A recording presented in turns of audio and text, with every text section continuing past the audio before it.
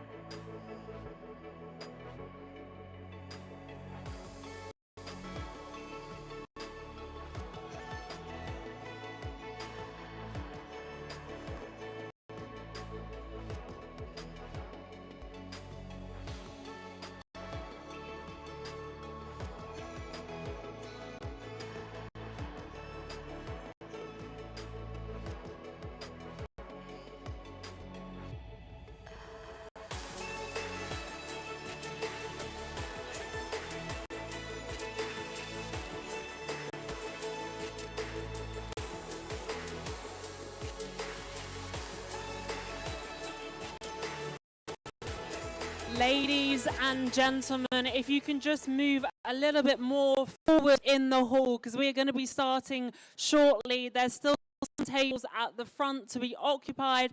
Anyone that's coming and arriving now, please take some of our seats right at the front of the hall. We are going to be commencing very shortly. Anyone that wants to move closer as well, please feel free. We have some spare seats up the front. Thank you.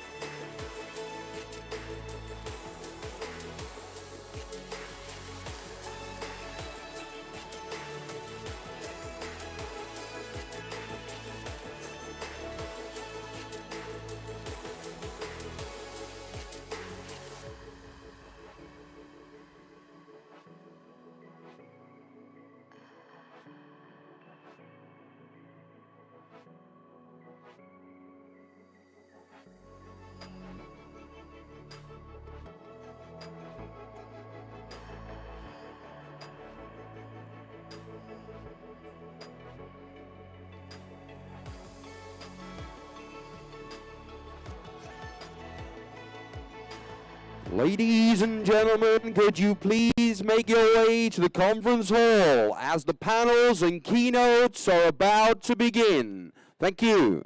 Yes, amazing. We have our introduction speech coming up, and we have some amazing keynotes and panel discussions. We have keynotes from Maria Luisa, George Sebastio, and so much more. You're not going to want to miss it, so please all take your seats in the room. We will be starting very, very soon.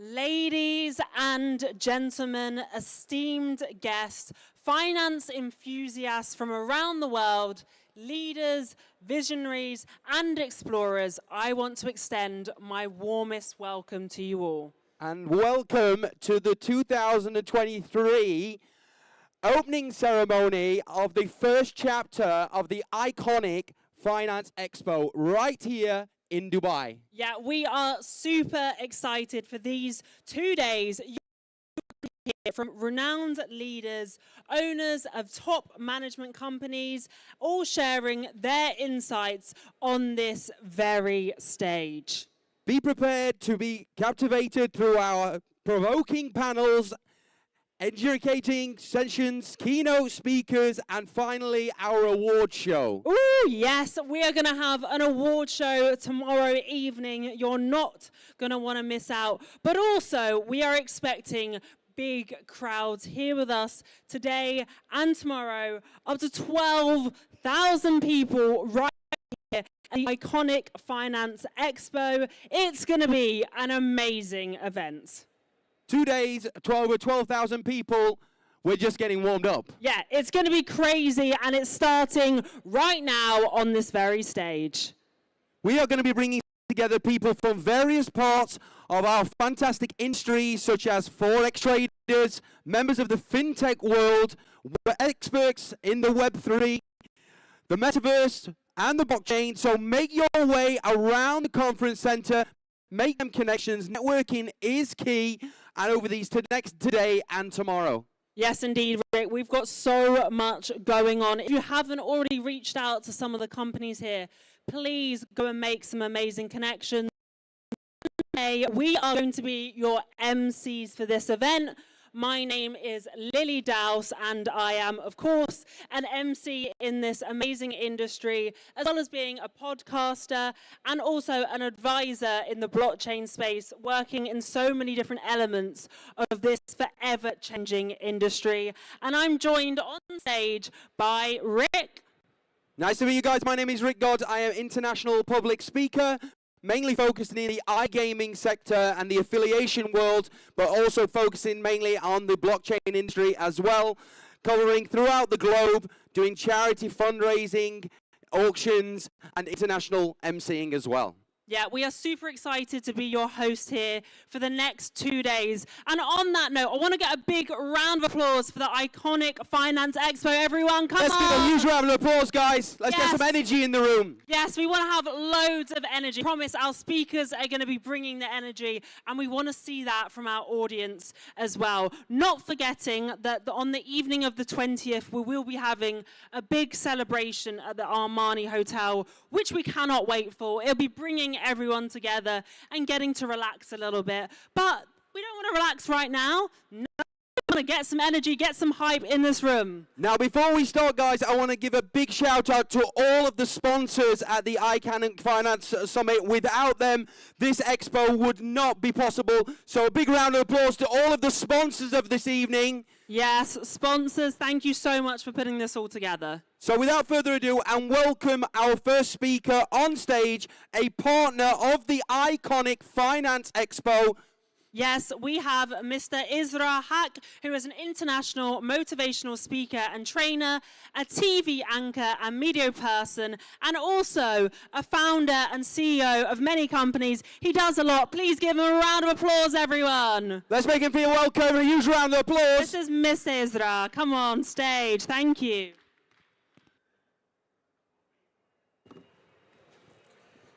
Thank you very much. All of you, thank you. Our very nice host. Hi, good morning, good evening. Welcome to our respectable chief guest, experts, analysts, and as well as our special guests. Thank you very much. You all are here. And definitely, we have a lot of things. I will explain you a little bit. And our lot of guests are waiting to explain a lot of things for all of you. So, are you struggling to manage the ever-changing landscape of digital marketing? In today's fast-paced world, staying ahead in parameters. What would your company look like if you started it today? If you could begin with a blank slate, how would you design your business? What would its vision be, and how would it be structured? What talent would you employ? Where would be you located? And what would your training and culture look like? Which technology would be best suited for you, for your needs today?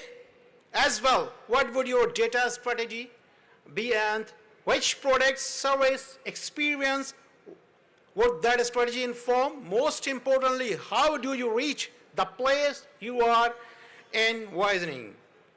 Our roster of top digital marketing speakers bring experience and expertise that can transfer your strategies, learn the latest trend, innovative techniques, and definitely insight that will elevate your campaign. Follow one of the dynamic digital marketing motivation speaker and expert. Ensure your team employed. Tough challenges, insights, opportunities, ensuring your brand digital is success. Don't just keep a lead the pack with insight from our accomplished digital marketing expert and analyst. So, definitely, if you want to grow your business and if you want to learn a lot about the NFTs and digital assets and the newly world, what is going on across the world, you can see the lot of people, they are working in this space. They have a lot of knowledge about NFTs, digital assets, and they are the experts. They know us very well. They are also CEOs and founder of the different companies, so that we learn a lot on it. So once again, thank you very much, all of you. God bless you. They will hear. Thank you once again. Thank you. Thank you. Huge round of applause, ladies and gentlemen. Yes, let's keep up that energy in our audience. Wow, look, there's loads more people in the room now. This is great, Rick. Come on in, guys. Join us. Make yourself welcome. Yes, everyone is welcome here and for this amazing speeches coming up this afternoon. We have an insane itinerary on board for you. Panel discussions, keynote speakers. I believe we're going to move on to our next. Yes, how are you enjoying this amazing expo, Rick? I think for the first chapter, I think this is fantastic. The turnout so far, look at this room. The room is full. The Expo is busy for the first edition. I think it's fantastic, and this is only going to grow on even more, taking this conference worldwide as well. There's talks of Saudi, there's talks, not confirmed yet, but there's talks of different locations throughout the world. There's also going to be, in March, Yes, as you there's see going to here, be perfect timing. the NFT Expo on the 4th and 5th. So get involved, be at this conference, it's part of the same group, and make yourself welcome. Yeah, exactly. We really want to continue having amazing events right here in Dubai. Like I mentioned earlier, this is truly the hub of innovation. There are so many like-minded people coming, joining us here in Dubai. And it's truly exciting to see what an amazing community we have here. So let's move on to our first esteemed keynote this afternoon.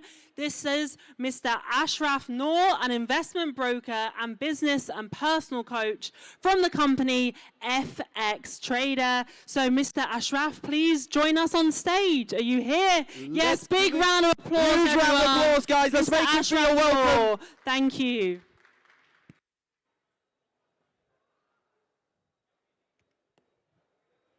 Good afternoon, guys. As you have seen, my name is Ashraf Noor, and I'm new in Dubai, I think mostly 3 months, and thanks for the iconic Expo giving me the first opportunity. I have to take my flight 5 o'clock.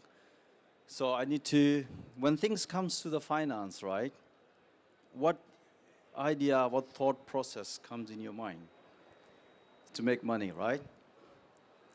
So let me ask one question. How many of you know about the forex trading? So amazing, right. Okay, so today I'm gonna give you my experience of 15 years of journey in forex trading. And first of all, I'm gonna tell you how I came into the forex trading. My background is being an entrepreneur. I invest in startups. And that's one of the biggest startup. I had it in UK. We sold more than 50 million worth of the company. And afterwards, I was enjoying my life. One of my friends, I think he's from India, and he said to me, Ashraf, what is your next venture? I said, I don't know. You can give me some idea. And he said to me, why don't you do the trading? I said, what is about trading? So he opened that time a trading platform, and he showed me the charts and said, okay, this is what you can do. This is what can make money. I said, okay, really? So I was looking him and the charts, and at the end, I said to him, my friend, this is hell of boring job. Watching charts all day, that's not my cup of tea. Why don't you do a favor? He said, what? Why don't you trade, and I'll give you money, and then whatever profit you make, we can split up. And he said, I don't know. I said, okay, I'll give you money and go train yourself. So he did. So eventually he failed 2-3 times, but start making money. And then later on he realized, he said to me, Ashraf, it's consuming so much energy of mine, and I don't think so I can continue, but I made money for you. And I said to him, Mr. Sadiq, thank you so much. You have given me very good business idea, because being an entrepreneur, we always look for the ideas. He said, what sort of idea? I said, if I find intelligent people like you can trade for me, I can make more money than instead of trading myself. That's the idea. We set up a company called London City Trading. Now still is there. So in London City Trading, I hired a professional trainer. I said, look, your job is to train people and find a good trader so I can invest so that we can make money. So the education part was doing very good. People were coming, paying us. When things comes to the trading, I wasn't getting that result. Then I look at to speak to my instructor. I said, why we're not getting those results? Something problem you might not be teaching good. He said, no, Ashraf, I'm teaching perfectly fine. Then I said, why the result is not coming? So I said, okay, let's stop this thing. So of course, being an entrepreneur, business coach, consultant, I said, okay, let's look at the back. Why these people are not producing result, even though we have given all that information perfectly fine. So in a nutshell, basically, I found that there's a big difference between right things and the right and effective things. So we were providing a an amazing education material perfectly, but we wasn't providing an effective way. So I figured out what is the effective way, right? And that's I'm going to explain to you in these 3 topics, why the 90% traders lose money, and then second is what is the best practice to learn forex trading. And now in Dubai, and I'm really enjoying it, right? So I'm making good profit in Dubai, and I'm going to tell you why Dubai is a good place for the traders, right? Okay, let's move on to the first one. Okay, why do 90% of traders lose money? I can give you information for all these bullet points. I can take a couple of hours. But to be honest, even if you put this first sentence in the Google, or even you put in ChatGPT, I can tell you 100% you will get all that list. But I'm not going to go through all those lists. This is right, but I'm going to tell you my experience, the experience I've been through, and how we adopt certain strategy to become a successful trader. So keeping all these things, which is you can also find in the Google, what I found that 2 major components in the trading is the first thing. Before you start your journey, even before you start learning trading, you have to do your analysis yourself, what type of personality you are. If you have a patient, if you have a discipline, then more likely you would be able to make money in trading. If not, then it's going to be very challenging, trust me. And the another thing is, keep it simple. Because I have seen that most of the people, they keep asking me, sir, is there any strategy, or is there any indicators, or is there any secret you can use it, or is there any trade copy, or we can follow your copy? Does not work. It looks appealing to it, but honestly, it doesn't work for the long term. So always keep it simple, right? What does it mean keep it simple? If you just master 2 things. One, understand the candlestick pattern, because every candle in the forex chart give you insight of the market. Second is the price action. Every price action tell you some future opportunities. If you just follow these 2 things, right, trust me, you can make a lot of money. Reason why? Because these are the 2 things I share every single day with my traders, more than 400 traders around the world, right? So they asked me a simple question. I said, okay, this is what I analysis. Yes. This is what I did. Yes. Oh, sir, I was in the washroom. I was talking on the phone. I basically missed this opportunity. I say it doesn't work like that. So that's the key thing.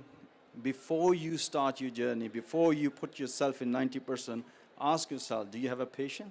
Are you a well-disciplined person?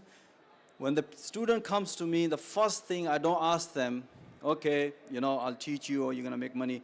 I ask them, okay, describe your lifestyle. Describe your personality. He said, how shall I describe? I said, tell me how you wake up in the morning, how you end up in the bed in the nighttime, what do you do the whole day? Right? And that's basically give us the idea, okay, we understand. Right? So these are the common things. If you have it, then welcome to the trader cycle. So I'm pretty sure you will be able to make money. Okay, let's move to another one. So best practices for learning forex trading. This is the list. I just put in a ChatGPT in the morning. I got this list. I pasted it for you guys. Right? I can give lecture for all of them in detail, but I'm not going to do it because that's the standard. I'm going to give you my experience, which you can take it from there, and I'm pretty sure you should be able to make money. Okay, so all these things are very important. Trust me, it's very important. But as I said to you in the beginning, right things and right and effective things. I can give you all that right information, but if I don't deliver that information in an effective way, it does not add value. Give you an example. Let's say, here I can teach you all the swimming techniques in the classroom, right? But that's not going to make you the swimmer. If I teach you swimming, I need to teach you in the swimming pool, right? That's the effective way to learn the swimming. Exactly. Every skill has its own requirements. So the trading, learning trading has its own sort of requirement component which is need to be fulfilled in order to develop a trading skill. So these are the standards one, right? So what I have learned when I set up my London City trading education business, the one thing I've learned when I'm speaking to my trainer that, okay, we are providing amazing information, amazing, material, video, theory, everything. Why are we not producing the results? So we did research, and based on the National Training Laboratory, most of the institutions and most of the coach and trainer, their teaching method is a passive teaching method. I'm not going to say this is right or wrong. That's not a point here to discuss here. The point is to discuss his effective way. So the most of them, they are providing passive teaching method. So when I realized that if you go to the participatory teaching method, it has more good result as compared to the passive teaching method. So we decided, okay, let's go for this method. So the next question, how we can do it. So I tried to find out the system. I said, I'm not a fan of reinventing the wheel. Let's see if we can find any system which help us to produce that sort of teaching method. I couldn't find it, so then I said, okay, let's develop it. So we developed. So our procedure, method, and the platform, which is basically every day in the morning, 7:30 London time, I open my computer, all of my members, more than 400 traders around the world, they watch me, we analyze the market economically, what's the condition of the dollars, euro, and then look at the bigger picture in a higher time frame. What sort of bias of the day today, what sort of the sentiment, and then we discuss, most of the traders ask questions after discussion. I produce the live analysis in real time. I said if the market developed this structure, so this is the possible high probability of the opportunity. If the market develops certain structure, this opportunity. So I broadcast that analysis in front of all of my traders. Once that is done, then all of my traders, because then after analysis, I also watch those analyses if the opportunities is developing it not, if the opportunities develop, then I said, okay, it's time to make some profit. So end of the day, I speak to my trader, I say, did you see what I said? I say, yes. Did you see how I analyze the market? I say, yes. So where the profit? Right? So this is the method, because we build our accountability system, which we can identify potential patient and disciplined traders in order to invest the money. And then whoever is a good trader is making good profit, we also help them to share their knowledge with us, and that's the way they're building their skills. And this method has given us a proven result. So you can see here, we spent, I think, more than 450 traders till now have been trained and given funding. Okay. So in a nutshell, this is my philosophy. This is what I said, exactly like the swimming. So develop trading skill instead of chasing money. This is the very important part of it. All of you guys, I'm going to give you real life example now. What I say, like all of you guys, probably you're doing in a business or you're doing a job, and I'm pretty sure the company is paying you for all of your efforts, right? And that effort based on the skills you have it. So trust me, trading is the one of the industry has a highly payout if you learn when to get into the market and when to get out to the market. The problem, whoever start this, trading, they're chasing the money. And that's why the 90% people lose money, because they don't have a patience, they don't want to quick money, they don't want to focus into develop. When the trader come to us, I said, don't worry about the money, we will give you the money as long as you show us you are well patient and disciplined and producing good result. Here you go, no problem. We can give you until $2 million of funding. So, as I said, the best way you can find on my website, As I said, the best way to learn and develop trading skill in Forex fast to watch how professional traders analyze the Forex market and trade successfully. You can learn from them in a live trading environment so you can understand how it works. So I share all of my trades of the day. And I said, guys, this is the trade analysis I've also shared with you. This is what we do it. So go back. If you haven't made a profit, think why you haven't made a profit. If there's anything we can do it, my team trainer will help you, otherwise I will help you, okay? So let's move to another one. So how we give the funding. As I said to you, I've learned trading not to just sit down and trade. As I said to you in the beginning, it was a hell of a boring job for me, watching charts. Now I'm finding interesting. Why? Because I have 400 people watching me. I'm communicating with them. Okay, this is what's going to happen. From there, whoever produced good result in our virtual platform, then I build their portfolio, and then we have collaborated with one of the company, QBN, that's the crowdfunding based company. And right now I'm here, the only reason because of the QBN. They said to me, Ashraf, we can allocate 20% of their assets to you. If you find any good trader, we are happy to give you up to $2 million to the successful trader.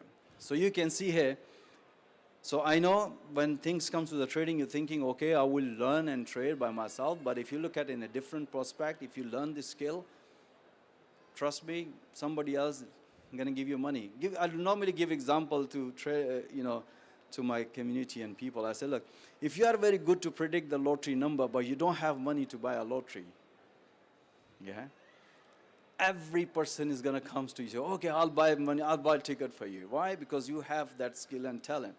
Trading, if you develop the skill, how to get into the market, how to get out, right? We are happy to invest money. So the QBN is ready to help you to invest up to $2 million funding to you guys. Okay, so London City Trading, by the way, is my company. I'm the founder of the London City Trading. Okay, let's move to another one. Why Dubai is the best place for traders. Okay, so you can see all that information. To be honest, if you put this thing in a ChatGPT, it will give you all that information. So which is, I've done it, copy and paste. Which is true, and I save my time. You can take the picture of this one. But I'm going to give you my personal experience. First, I landed in March with the QBN because they were planning to set up office in Dubai. So we have office in Business Bay. And I look at the environment, was very good that time. Then I came back in July. It was like, no doubt, damn hot. Couldn't breathe it. So now I came back in launch on September. So I look at, in a different ways of like as a trader, how, because I had in the UK, London, I have a set routine of like I wake up 5 o'clock in the morning every day. I'm an early person. And then take my coffee, do prayer and meditations and everything. Then by 7:30, I'm online with all of my traders. And then we do analysis. And 8 we start trading. By the time 10 o'clock, if I see made a profit, and most of my traders make a profit, I say, guys, I'm done for London morning session. Go back and, take a gym, come back, breakfast, and come 2 p.m. just before the opening bell, and that was my set routine. But I said, how I'm going to fit in Dubai? But interestingly, I found amazing opportunity for me as a trader. But I also find, I compare amazing opportunity for all of you guys, which is I'm going to explain to you in detail now.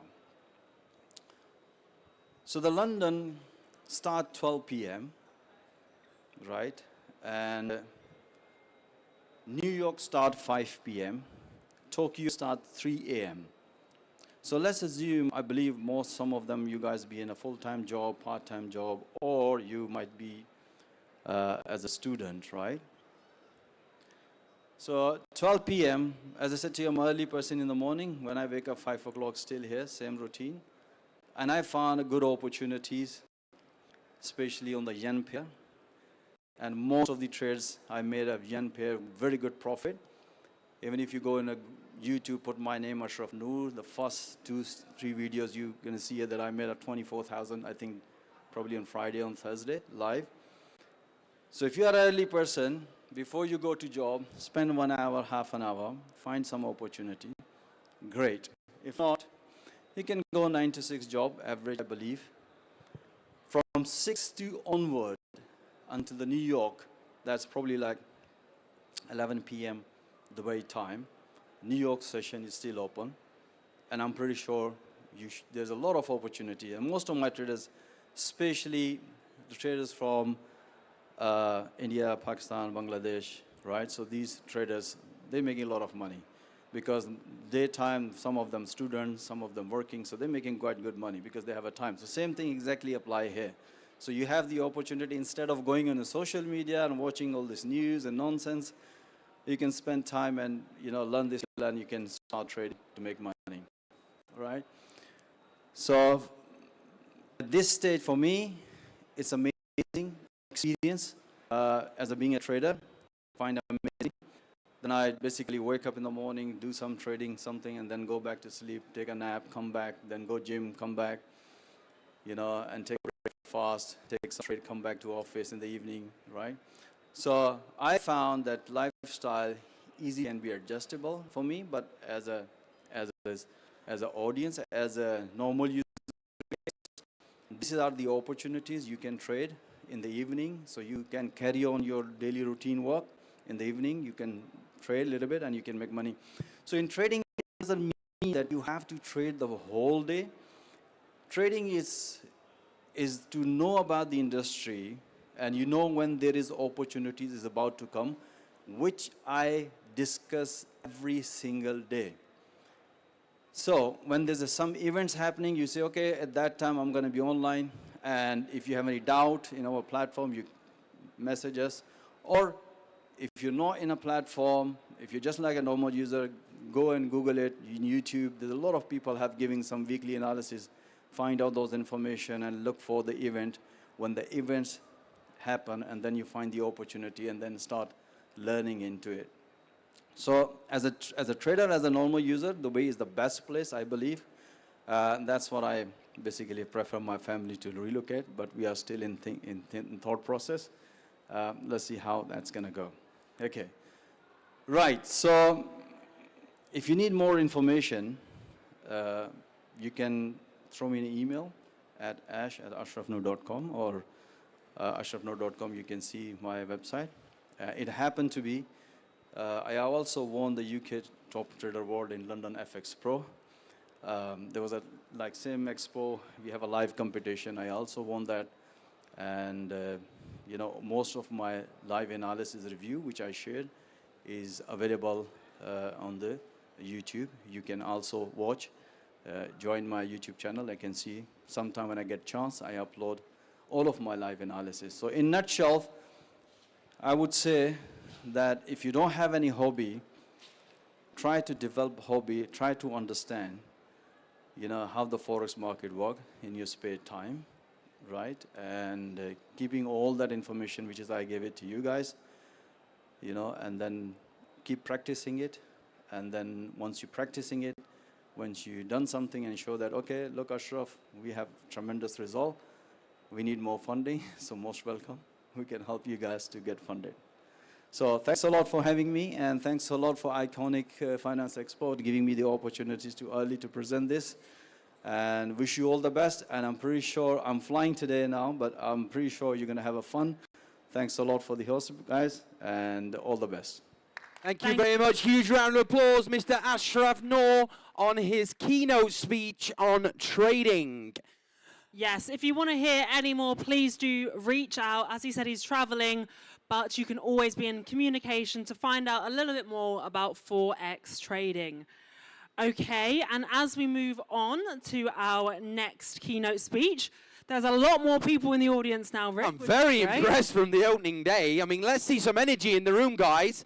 What a great start. Let's give a huge round of applause to the Finance Expo, Iconic Finance Expo, opening day one. Pleasure to be here with you all. Yes. How many people are coming back and joining us tomorrow as well? Let's get hands up. Anyone Raise your coming hand if back you're here tomorrow with us. Yes, that's what Full house. we want to see all of you back here tomorrow. We have even more keynote speeches tomorrow, but now we need to move on and discuss the invisible economy. Most of us out there now don't really see cash that often. We do live in a digital age where we look at our bank accounts on our phones. It's basically an invisible economy. So this is going to be a keynote speech by Maria Luisa. Please take to stage. A big round of applause for Maria, everyone. Huge round of applause. Maria, Let's welcome her on please come stage. to stage. Thank you so much.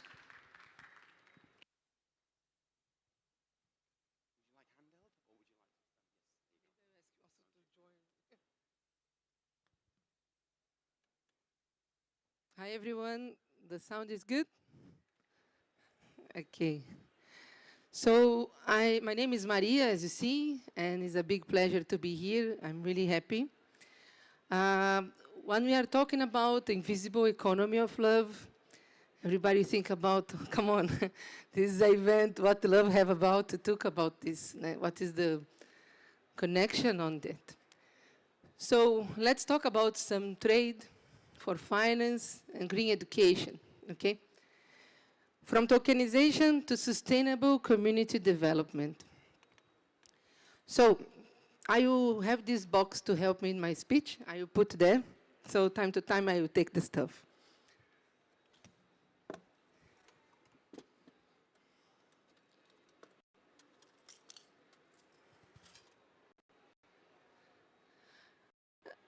Let's start here. So everything starts with a dream. Every big stuff in life, everything that we do that someone, oh my God, this is not possible. Everybody makes fun of you. You're an entrepreneur, you're a dreamer, you're crazy. I'm sorry to say, but whatever are the crazy, welcome. This world is much more fun, much better. And to be honest, it's really, really, really nice to create things that don't exist and help a lot of people. Thank you so much. Let me take this one. So who here in this room have dream? Can you put the hand up? Okay. I want to know now from all of you that put your hands up, who really follow your dream and make it happen? Can the hands realize the dream? Okay. From all these people, which one make this dream easy? Just happen in flow? Can hands up? Only two. See, the hands is going less, less, less. Why? To be a dream maker, you need knowledge, you need wisdom, you need relation, connection, and you need to know how to make things happen. As you see, because money just comes. When you do something good, money follow you. If you are in a stage running behind money, you are in the wrong path. This is my point of view. And for families, also for presidents of many counties, I'm 16 years old. And everything starts with a dream, okay? So I went to the school with my dream. I went to Harvard to talk about what I was doing, and it was really amazing that I was doing that. And this is my office. Okay.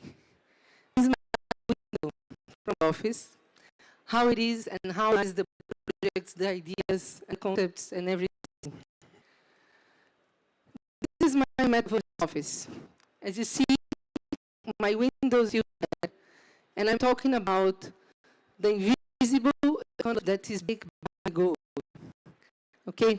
So how we bring to reality the real social positive impact for everything in the digital world and in the world. Because both of them need to have a link. So this is why I'm talking about these concepts today. So I want to use the Taurus legacy, the gold legacy for humanity. gold program. The idea is very simple and very easy to understand. We have here the gold mine. We take the raw gold, we make things and everything. They can't do by themselves alone. We go in the platform. We have here offer and needs is everything. And we put the insurance to be sure, delivering for sure what these people are getting. And that one is planes. We have today 35 aircrafts to travel the world using as a finance education for the artisanal miners and for the end users here in Dubai or worldwide. So in the end, we have the communities that are upskilling. By the way, the past speaker, I'll be more than happy to see if he can do some education for trading for us. And we have the community, the healthy communities. The people we need, and here all the way how we can impact them. Because when they start to make money, they need to have a better life, right? They need to invest in education, housing, for the farming, for everything that they are doing there in the moment. So when you give them the education of full ecosystem, with the base concept of finance as a family office, they learn how to make things happen and make money with the money. So every time we are making money with them, they are partnered with us because I buy any quantity of gold that we bring to Dubai. Today we have VIP account in all refineries. This means we have more than 100 million in each account. So this is a kind of journey of what we are doing. We have the raw gold. Second gate is the nuggets. Then we have the bars. And then this is our certified bar, okay? So in this certified bar, we have the QR code that have all the track and trace. We have the NFTs. We have all the blockchain and everything that you connect for the QR code that we have there. And you have the bullion, because we have this code, we put in the bank, we trade. The trader get money, the banker get money, everybody get money. And then these guys here, indigenous, don't have even school, also get the money. And to be honest, the most fun part is when we pay them using the Binance, they trade in the MetaTrader, and they pay by M-Pesa to their friends. So we are teaching people how to do their own assets. And they even go to school when they don't even speak English very well. So this part here, we generate with them these kind of tokens and coins that we can make for promotion and companies' investments and all. This is a kind of scientific coin. We buy silver, where you have the token in the back, and people can help them and be partnered together in the gold mine. These are the jewelries we are doing from UAE using the pearls. That is something important for here. And this is the real gold that we get, okay, from the mines. Anyway, have many things in the box, but mainly, until here, it's everything okay as a local finance programs. Any country can accept the gold bars to do trading. It's all legal, it's all regulated. From this ahead, start the fun. Everything here is a token. So when a country have the rules and the laws with their digital currency allow, in one click, our tokens become crypto because we just simply list, because it's based on real gold. So we have a real asset in hand in the bank as a full safe and security way.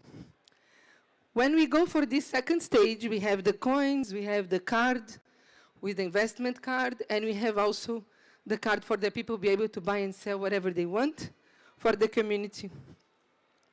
So our project, we have the raw gold, the nuggets, the bar, and certified bar here in UAE. The person can come in any stage and can join and co-invest together.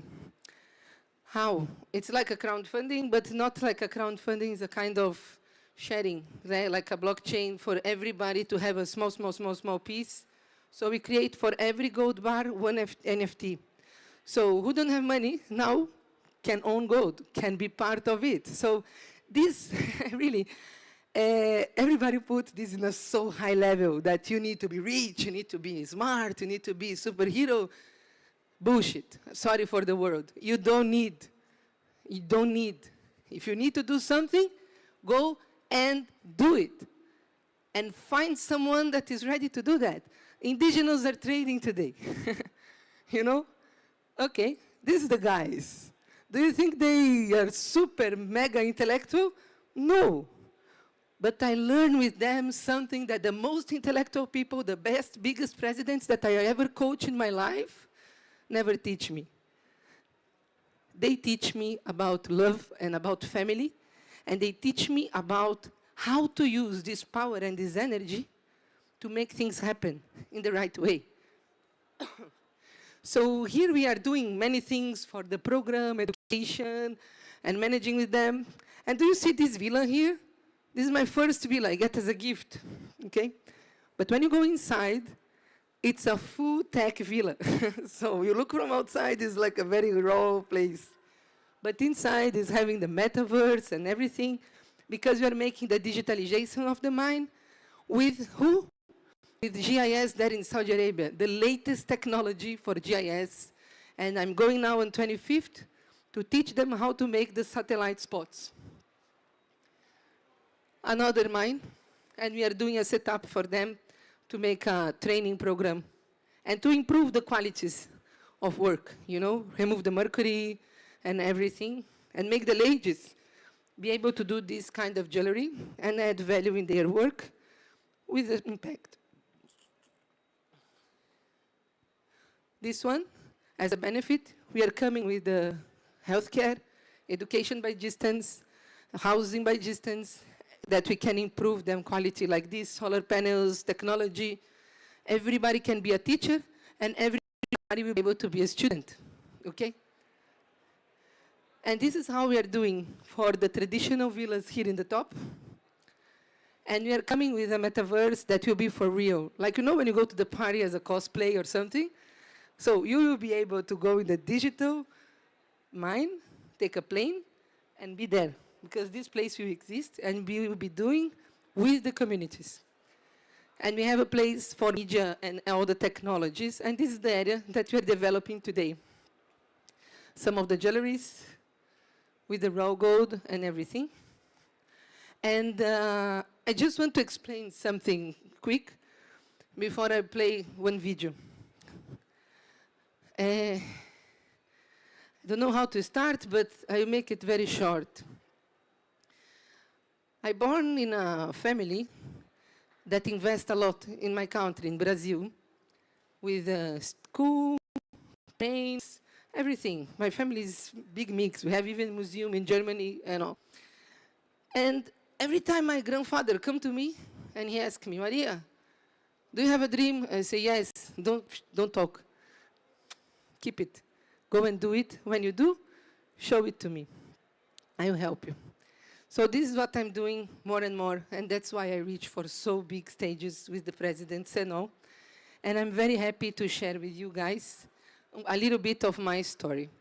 So from who is here today in this room, I say I'm really happy to have all of you guys, because always I believe everything have a reason, everybody's in the right place, in the right time, and quantity sometimes is not better than the quality.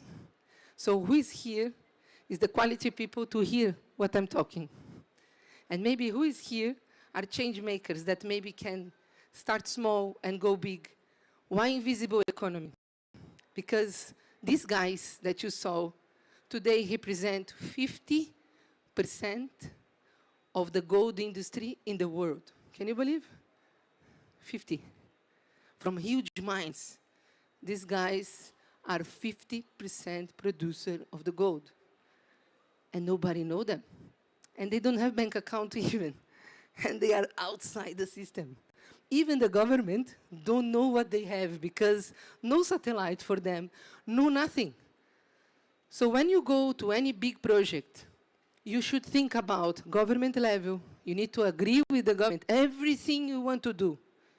You need to go for the R&D level to understand very well how to implement and make it happen properly. You go to the institutions for education and so on until you reach the community and understand if what we can do together with them make them happy. Because if not make them happy, be the one to don't reach in a large scale because you can't control this after. So my point here is a long journey. It's 24 years working with governments, working with huge funds. I was managing 5 billion, my 5 billion, not from someone. And really, trust me, it's not easy task. At the end of the day, I'm now a kind of retired, living a second part of my life, doing only what I love with who I love in the best way I can. So I want to ask someone here that have a dream, are on the process to do or make it, someone in this room can hang up my hand? Someone here? No one? The dreamers of the room? You? Come here, please.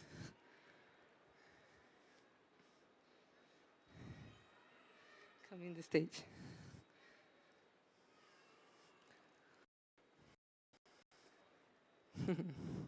We have a little bit of time. So what's your name? Sitaram Sid, Sitaramsi. You are from where? India, And what is your dream? to become a billionaire. You want to be a millionaire? And with these millions, what you will do? Recently started with YFX. Okay. So, can you hold the mic for me? Me? I will talk. Yes. So, imagine this is his dream. If you don't stand up, don't come to me, no one will know about his dream, right? So it's empty, nothing inside of the moment that he come here and share with me and you, we have a common point. We can see what he want, and he know what I am doing, okay? But if you don't have the trust, this will be stuck. I'm stuck on him, he's stuck on me because my hand don't move, his hand don't move. So I need to trust in the flow and in the process. And I need this to let it go.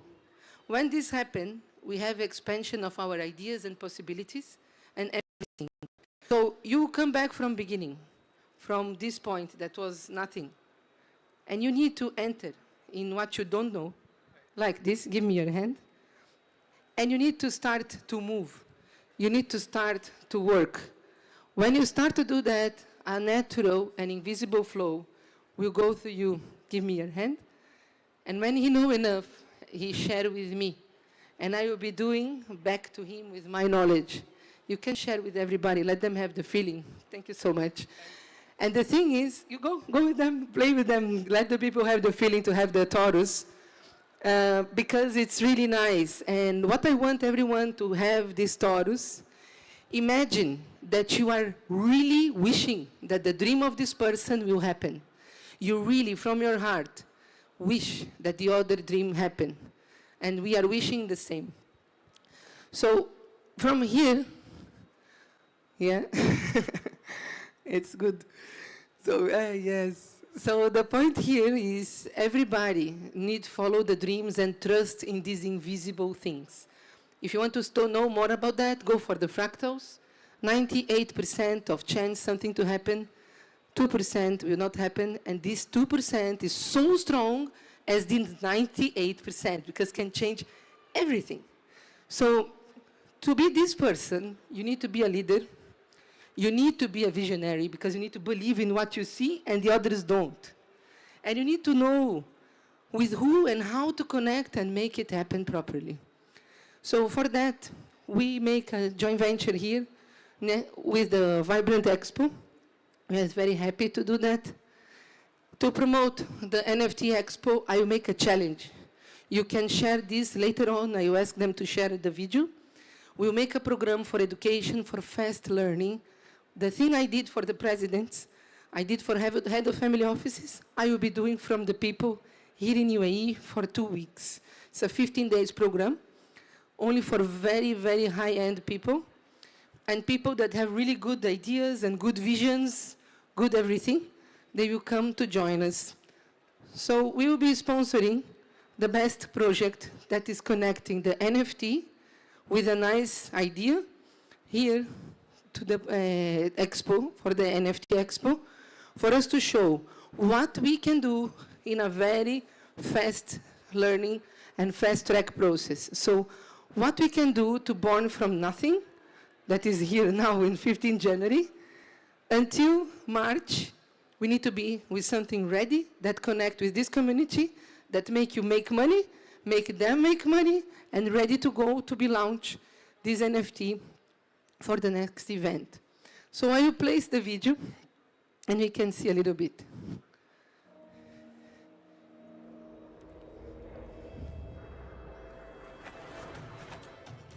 Join our 15 days fast learning education by experience program, the U Exponential 2024 Dubai, which empowers leaders and visionaries to implement their legacies. Maria, from Brazil, world first vision coach, with her community and tribe of experts, will exponentially develop your understanding and help envision your future life.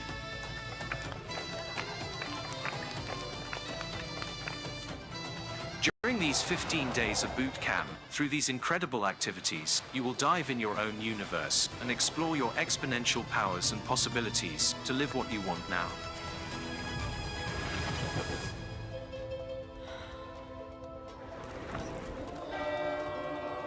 If you are in a life turning point, either as visionary, member of a family office, businessman, or student, this program will unlock your natural power to make things happen.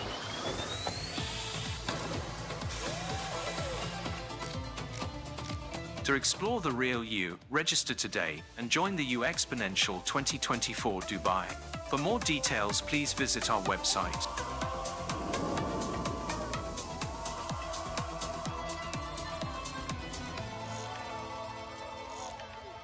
So this video is to show that I'm not a person that just keep here talking.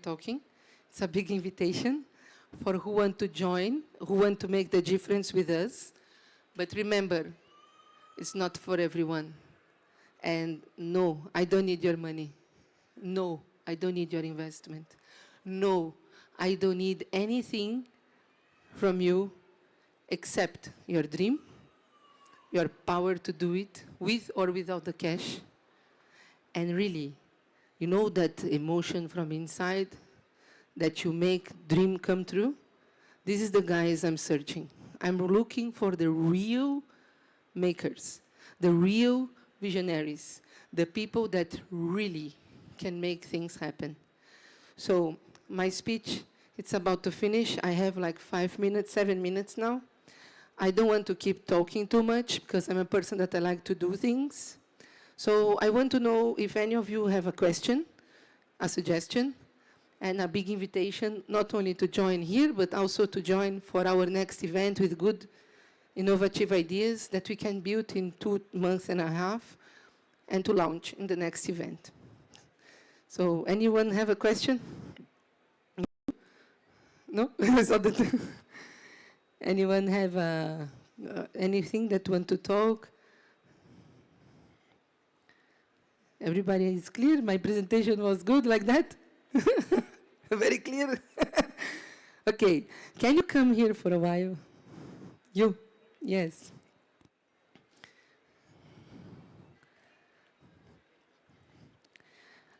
Hi, Maria. Nice to meet you again. So we have a very short conversation outside. I couldn't have the chance to explain to you, so now you saw it. I want to know your opinion with a project like that, with your vision. Because my vision is like this, with the ground, with the people in the community, and so on. And we want to connect what? All this is what we saw from the communities. We are digitalizing all the artisanal minds. We are connecting this to the metaverses as a secret place where the people will be able to know about the gold and get engaged with the tokens and crypto. And as much as they play, as much as they generate the gold and generate the cryptos and so on, to make real changes. So I want an opinion from you, real one. You don't need to be nice with me. For real, what you think, this is good or not? And if yes, what we can build together to make it happen faster. Wow, she just put me on the spot to make a collaboration happen with her. Very smart, Maria. Okay, hi everyone, my name is Herbert Sim, the Bitcoin man. I'll be speaking later, so, but now let's give Maria, my attention first. You can see she's very charismatic. Her speech earlier was really on point. I guess many are sold, so I like what you have going on, and that's really good. It's, how a person carry themselves, it's all about that swag. Like the way I'm dressed now, that swagger, the confidence, you embody it, So I'm very sure UAE loves this, Yeah? And personally, what I'm seeing here, it's really on point. The good thing is you don't go straight forth and, earn money. And that is very good. Yeah, because you know why? You chase your dream, money will follow. And you are spot on that. Yeah, because later I'll speak more about me, my story, how I bought Bitcoin at $5 when the world thought it was a scam. Even today, there are still people like, oh, Bitcoin is a scam, right? Yeah. But I followed that passion and embodied it as the Bitcoin man, When everybody else is like, oh, Bitcoin scam. Today, I'm still here. Today, I'm still preaching about Bitcoin. And so she's talking about her project, her company. It's her baby, right? And she's bringing more people with her dream. And that is so beautiful, right? So keep on doing what you're doing. It will definitely explode. My main point here with the question is how you believe it's a practical project to two worlds. Because I'm zero for the digital. Yes, I'm data scientist. I am all for these neural things and so on. But my point is how, in your position, with the crypto and the world as it is today, how excited you are to engage in something like that. As again, you don't need to be nice. You need to tell what really you think about it, to connect communities like that, to teach them how to trade, bring them to Dubai, take the people from here to there, understand all this back and forward, using this plane, as education, because we have these planes, as I told you, in a way that we get mutual benefit. Like, I want to help your world. And I want to know about your dreams. This is you, okay, but here, who is here? I want to help this dream. And I want to know if what we are doing makes sense for people in your world and your position. What she just reiterated is so beautiful and spot on, really, because like I mentioned earlier, Bitcoin at $5, the world didn't know about it yet. And it took people like Maria, with a dream, building communities, even into developing nations in Africa, right? Yeah, and that is really beautiful because that is mass adoption for you. Okay, right now, the whole entire world, less than 5% are in crypto.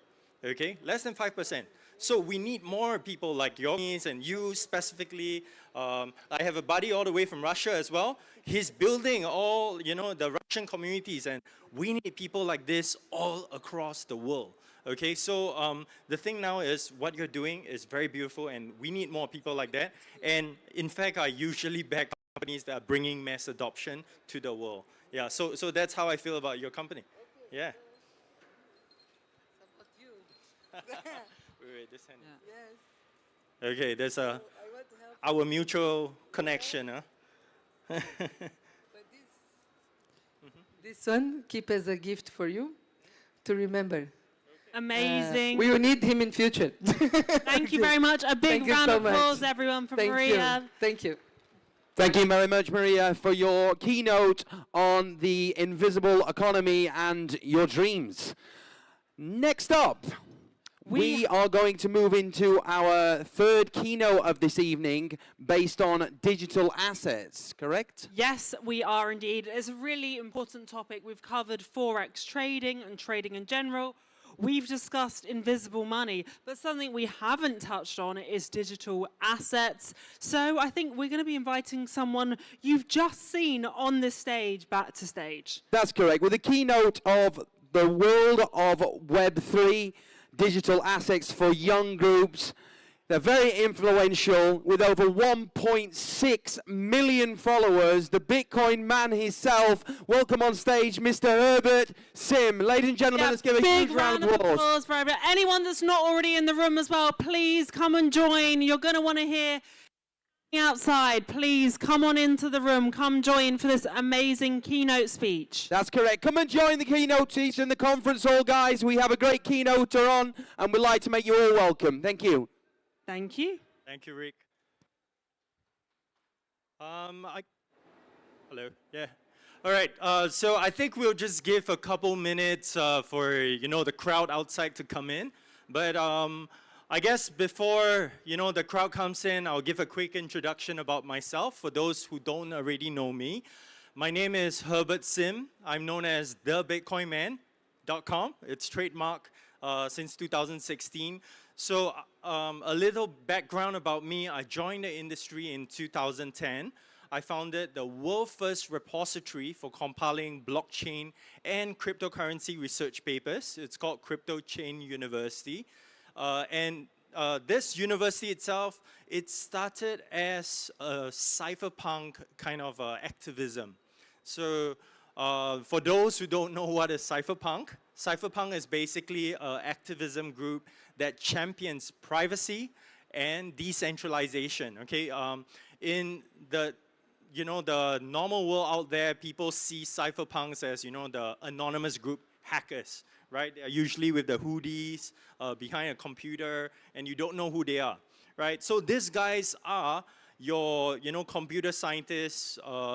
They probably study computer science, PhDs, and they are into cryptography.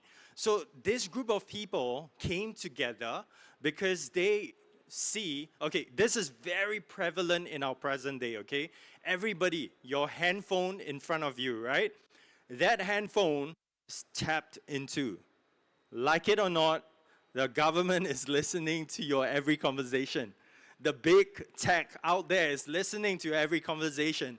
If you talk about, oh, I need to buy some, maybe I want to buy the laptop, right? So what happened is you start getting all the laptop advertisements. And if you start researching about birth control, suddenly you will get all the birth control ads, right? So the thing now is, why is that happening? And now with AI, right, they are using AI to read into every single conversation and tracking the algorithm as we go along. And that is intrusion into your privacy today, right? You might not find it very, important for you. But what happened in 2010 when I first heard about this, I was sold. I was like, the world needs to hear about this. And what happened next was Bitcoin was the next thing that was helping payments, for privacy of payments, for decentralization of payments, your own money, right? I guess this room, everybody heard of Bitcoin, right? This is a crypto conference here. Wait, who hasn't heard of Bitcoin? Okay, good. No one raised up your hand. Okay, so the thing now is, talking about this, we are living in an era where, okay, number one, privacy is a problem. And that is why Bitcoin was even created in the first place. It's about giving you that control of your own money back. Okay, Bitcoin is power to the people. And that is what I have been dedicating my whole entire decade-long experience in crypto, mainly to talk about Bitcoin and bringing it mass adoption, right, across the world. So if you know crypto, it's usually full of scams, right? It's very sad to say this, but where there's money, scammers are going to appear, right? Now, the thing is, I've been in this industry for more than 10 years now, and I'm still here standing. Why? Because so far, I've only been working with reputable projects. Okay, those who know my history, I used to be the COO at Huobi, the global operations director at Huobi was the biggest crypto exchange in the world from 2013 to 17. Okay, and just 2017 alone, they saw a 850 billion US dollar trading volume. At that point of time, it was the undisputed biggest exchange in the world. And during that, I had the honor to lead a team to launch Huobi token, HT, which raised 100 million in 13 seconds. Okay, when we launched our tokens, the whole entire website was hanging, and 13 seconds later, suddenly we saw 400 million in our account, right? 400 million USDT. So I guess that actually made me viral across crypto space, and so in China, the Bitcoin man is known as 比特币侠. Okay, so and in Japanese is Bitcoin man. Yeah. Okay. So the thing is, I'm spreading the message still, even in this year, 2023. Right? We are ending this year soon. Bitcoin halving is coming. Please go check it out. So if you haven't already have your Bitcoin, please do so. Be it $100. You know, quickly establish yourself at the very minimum, because there's only 21 million Bitcoins ever. Okay, while money can be constantly printed and printed and printed, right? Right now, if you do a quick research, that US is right now at a 33.8 trillion debt. Okay? It means the economy is so fragile right now, to the point that the bubble could burst anytime, right? And when it bursts, Bitcoin could suddenly $1 million, and it's highly possible. Okay, so the thing now is quickly establish yourself, be it real physical gold, digital gold. We are seeing like wars across the world as well. So quickly establish yourself, and that's just a piece of advice for you. You know, like to have a form of security somewhere. Okay, but without digressing too far, I'm here sharing with you guys today about webc.com. Okay, and for gurus out there who know, who probably heard of NFTs, so you know the biggest platform is OpenSea, right? And obviously Web3 as well. That's how we derived this webc.com. And what we have here is basically a hybrid crypto exchange. Okay, 2017, just a rough estimate, there were 4,000 known exchanges in the world. Okay, so what's new about this crypto exchange? Okay, we've seen the likes of FTX, MT, all the big exchanges in the world collapse overnight. Come to the user funds, disappear instantaneously, right? So now people are afraid today of putting your money, your funds in a centralized exchange. Give a couple names for you, like Binance, even like Huobi, all these are centralized exchanges. So if they get hacked, if they get government pursued and it crashes, that money disappears. Right? So you don't want to put your money in a place that is so dangerously volatile and scary, right? And so next, you turn your eyes to decentralized exchange like Uniswap, PancakeSwap, SushiSwap, and more. Now, the thing is, all these platforms are so difficult to use, right? So it's even for crypto gurus out there with years of experience, you will still find it difficult to use, right? So what we have created here at webc.com is we have made a hybrid crypto exchange, both decentralized and centralized exchanges. We combine it together. Wait, let me get my clicker.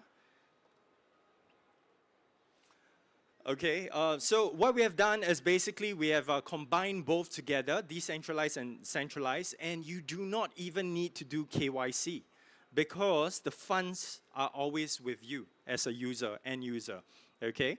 And the thing now is, if the funds are always with you, you are rest assured, even the exchange get hacked or crashes, the money is with you, right? So, and that is what makes our platform so unique.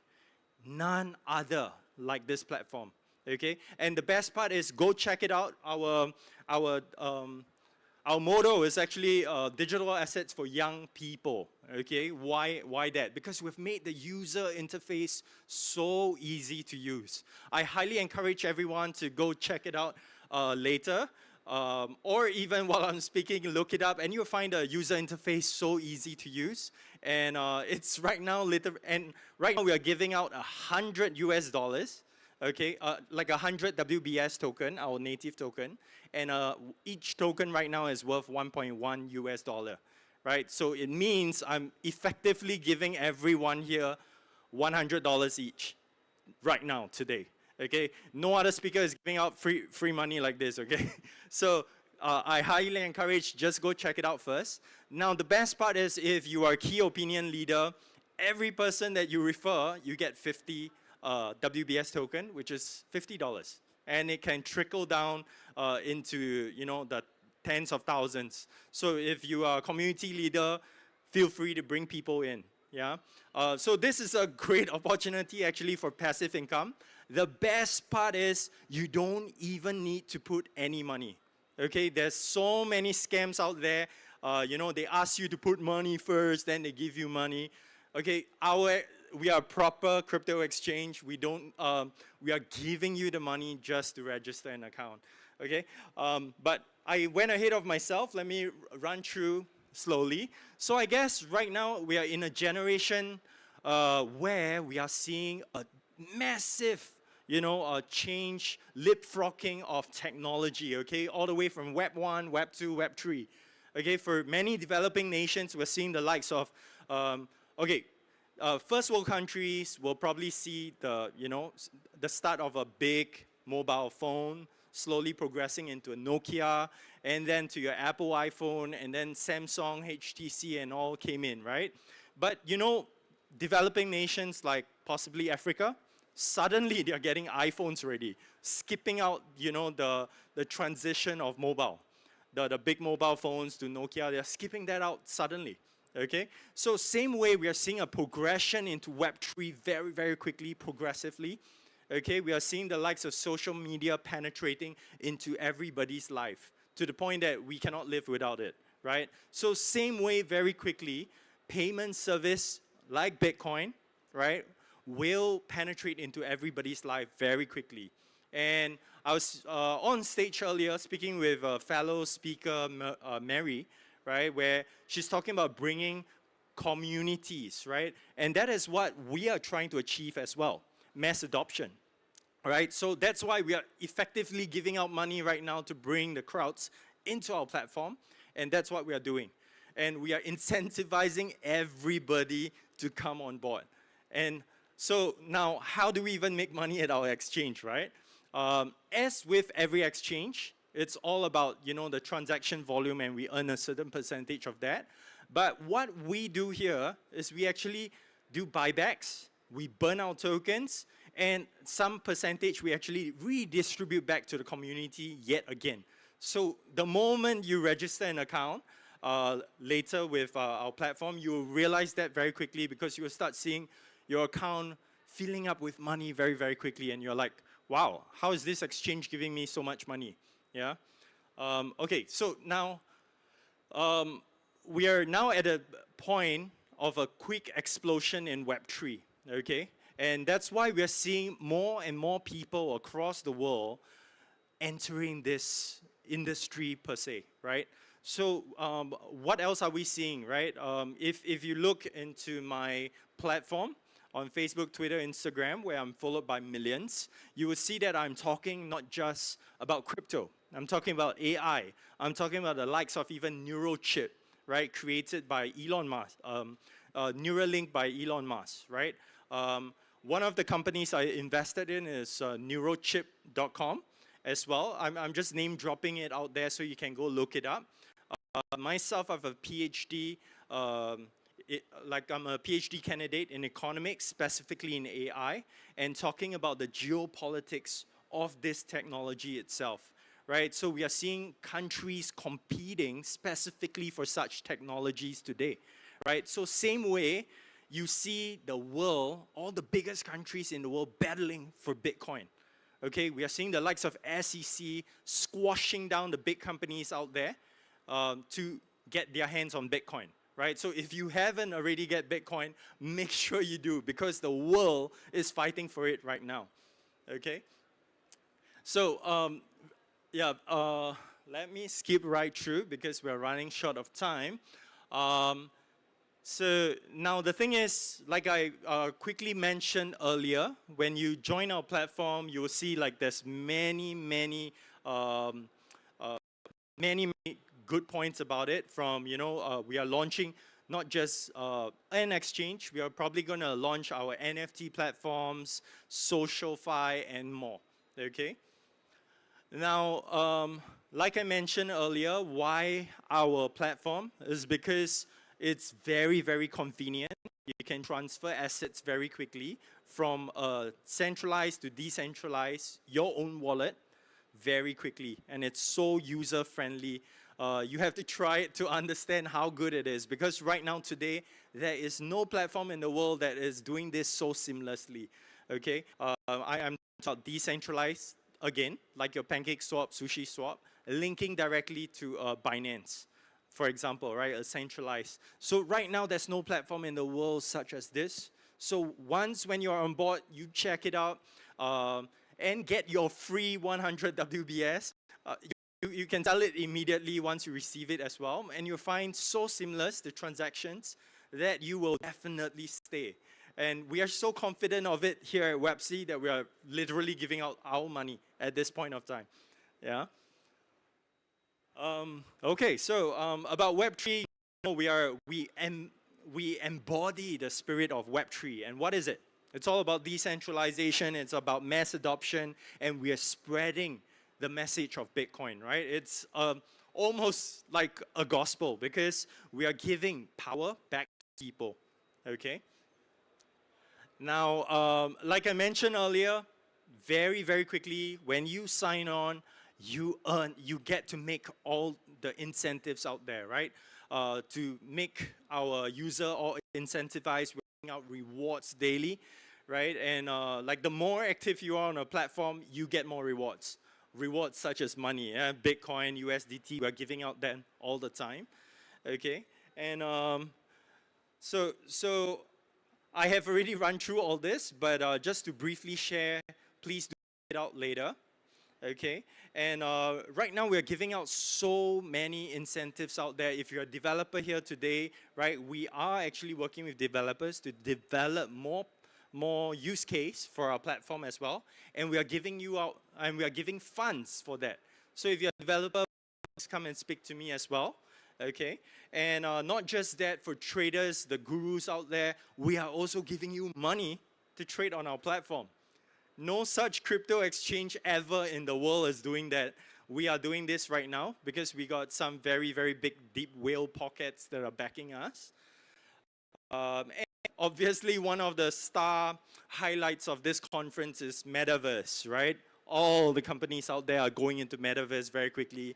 I guess thanks to Facebook as well, changing their name to Meta and all diving into Metaverse. And that's what we're doing as well, right? We are probably one of the first exchanges that's, jumping into Metaverse.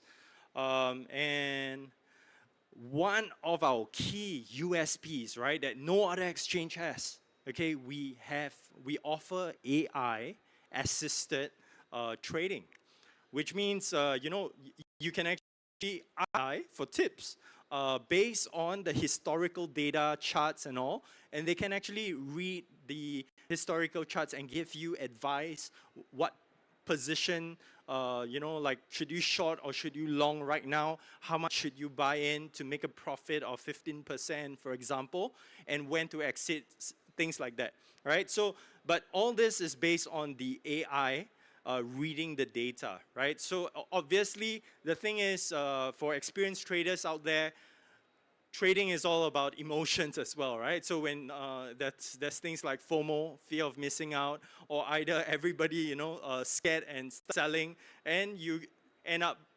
bleeding out, right? So the thing now is having an AI to give you tips is very good, because it kind of balances out your emotions with logic. Yeah. So this is something that we have uniquely at our benefit from it. Yeah. And so we offer all kinds of advanced services out there. Okay, you have to dig deeper and check it out. So whether you are a newbie or an expert trader, our platform is for you. It's so user-friendly, and you really have to check it out. Okay, and right now we are actually a very new platform. We just launched in August, but we are seeing mass adoption across the world already, mainly because we're dishing out free money just for you to register, right? So once again, for new people that's coming in, register an account today. We're giving out 100 WBS, which is estimate about $100 US right now. So just by listening to my voice right now, you are making $100. Okay, and then this 100 WBS, the token has pumped more than 200 times already. Okay, when we launched it was less than 2 cents. Now it's already like more than $1, and it will still continue to pump, right? Because as more and more people adopt the token, so I highly encourage. Please go check it out later. Yeah. So like I mentioned earlier, the tokenomics of Web-C, we have done it in such a way that the money that we are dishing out, right, is first come, first serve. Okay, you see this 60% here. So we reserve 60% of our token to give out to the community, right? So once it's finished, it's finished. So make sure you quickly get your hand on it, and you don't even need to invest at all, okay? Register an account, you get the 100 WBS ready. First come, first serve, okay? So just by listening today, you are one of the rare few people that is going to have this opportunity, right? It's like buying Bitcoin at $5. All because you're at the right place and the right time. You hear about Bitcoin, you bought it, and boom, you know, you're going to be a millionaire. Same way about this platform. You don't even have to invest. We're giving it to you, okay? Yeah, so I guess that's Web-C for you. If you guys have any questions, I'm happy to take any questions out there, yeah? But thank you all for being such a great audience. I'm really, really happy. I'll pass the mic over to my buddy Rick there. Yeah. Thank you very much. Big round of applause, please, everyone. That is Herbert Sim. Amazing. That was in fraud. Huge round of applause, the Bitcoin man. Great, great keynote speech there, guys. Yeah, that was very exciting to hear. All of you out there could be getting $100 just by being here at the iconic Finance Expo. So guys, if you are out there in the conference center, come on into the conference hall. We have 6 more keynotes and 1 panel discussion. Come in and join us in here. I have a very loud voice, so I'll make everyone welcome. Come and join us. We have 6 more keynotes, so please make yourself welcome in the conference hall with myself and my co-host Lily. Yeah, exactly. We are planning an amazing afternoon for you all. No leaving this room.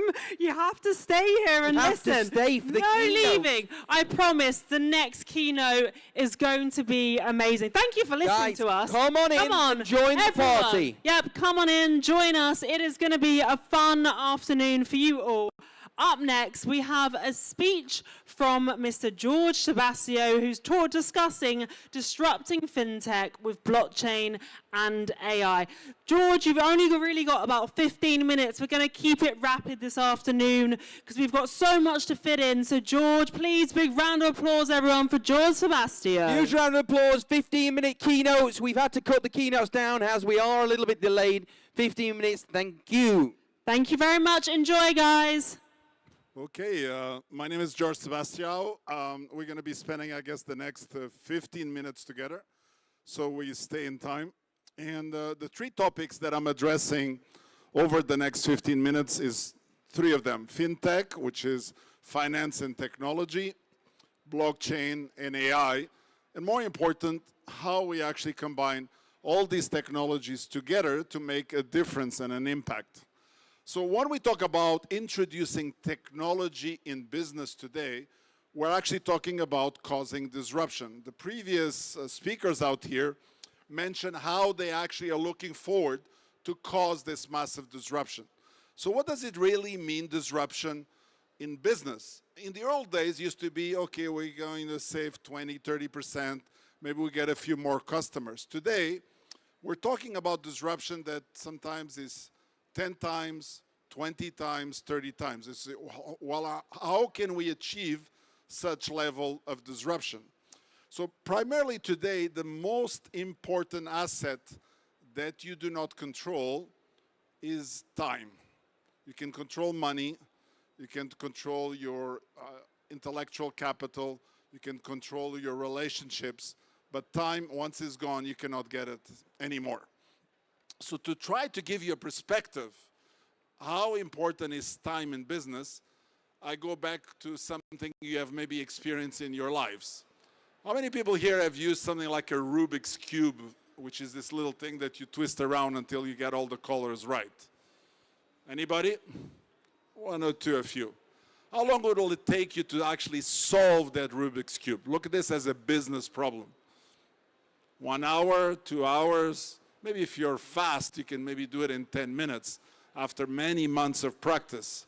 Now, let's assume that we use a combination of technologies, AI, visualization, and robotics all at the same time. How fast do you think we can actually solve this Rubik's Cube?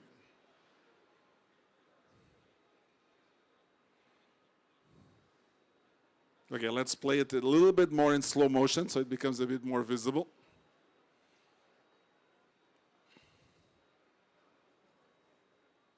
There's supposed to be sound, but it's not so important.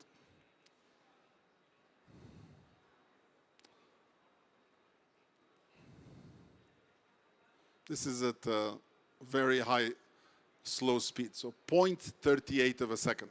What it really means is today, if you, for example, trading crypto or other digital assets, and you're not using AIs and bots, the chance that you are able to do it in time and your competitor is using such technology, that means your competitor is that much faster. So obviously, it is easier to say we just throw in AI and everything is done.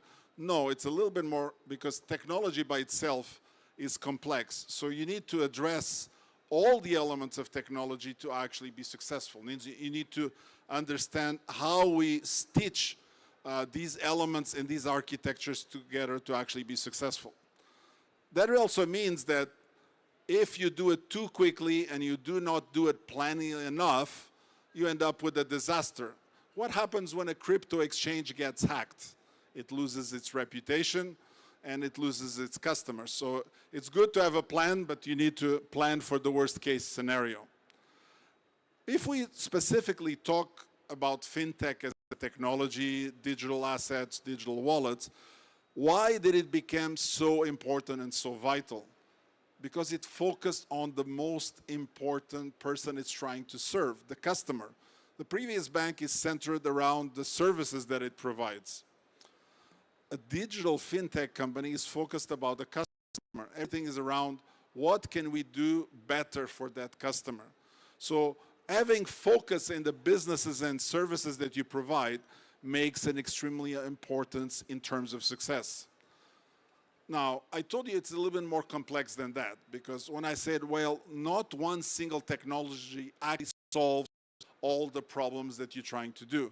It's really a combination of these technologies stitched together that actually makes success for your business. I only listed a few. Important ones include things like social media, so you actually build community and you reach your customers. Mobile first as a technology, because a few years ago you carried your laptop. How many people here carry the laptop today? The first device of choice is your mobile phone, not just for calls, but is your entire life is there, including your digital assets as well. Cloud computing is very important because it allows you to expand the capacity of how you do it by having access to very large amount of computing resources, including AI computing resources, because they're not going to execute inside your phone. They're going to execute inside the cloud AI. IoT, artificial intelligence, blockchain, of course, cybersecurity, we need to protect all of that. But the most important element is the customer experience. That really means no matter what solution you do, if it does not focus on the wow factor in terms of serving that customer, you'll never be successful. So when we talk about fintech, there's many elements that are extremely important because you're talking about mobile technology, connectivity, and digitalization are important. It is important to measure the impact of the usage of these technologies. Regulation is extremely important. That's why we have, for example, in places like UAE, VARA, which enables you actually to regulate these digital assets. But more important than all is how you change and impact user behavior. One interesting aspect about fintech is that more is less. Now, what do I mean by more is less? We're trying to remove the things that actually slow you down and cause friction. So example, you go cardless, you no longer need to carry cards anymore. You do tap. So that means they're virtual cards. You use them as you require. When you try to go to a bank, if you have a digital bank, there is no bricks and mortar for that bank, so it's bankless, and so on. You're trying to actually achieve things that are enable the speed at which you actually conduct business, whether you're buying digital assets or buying real-world assets.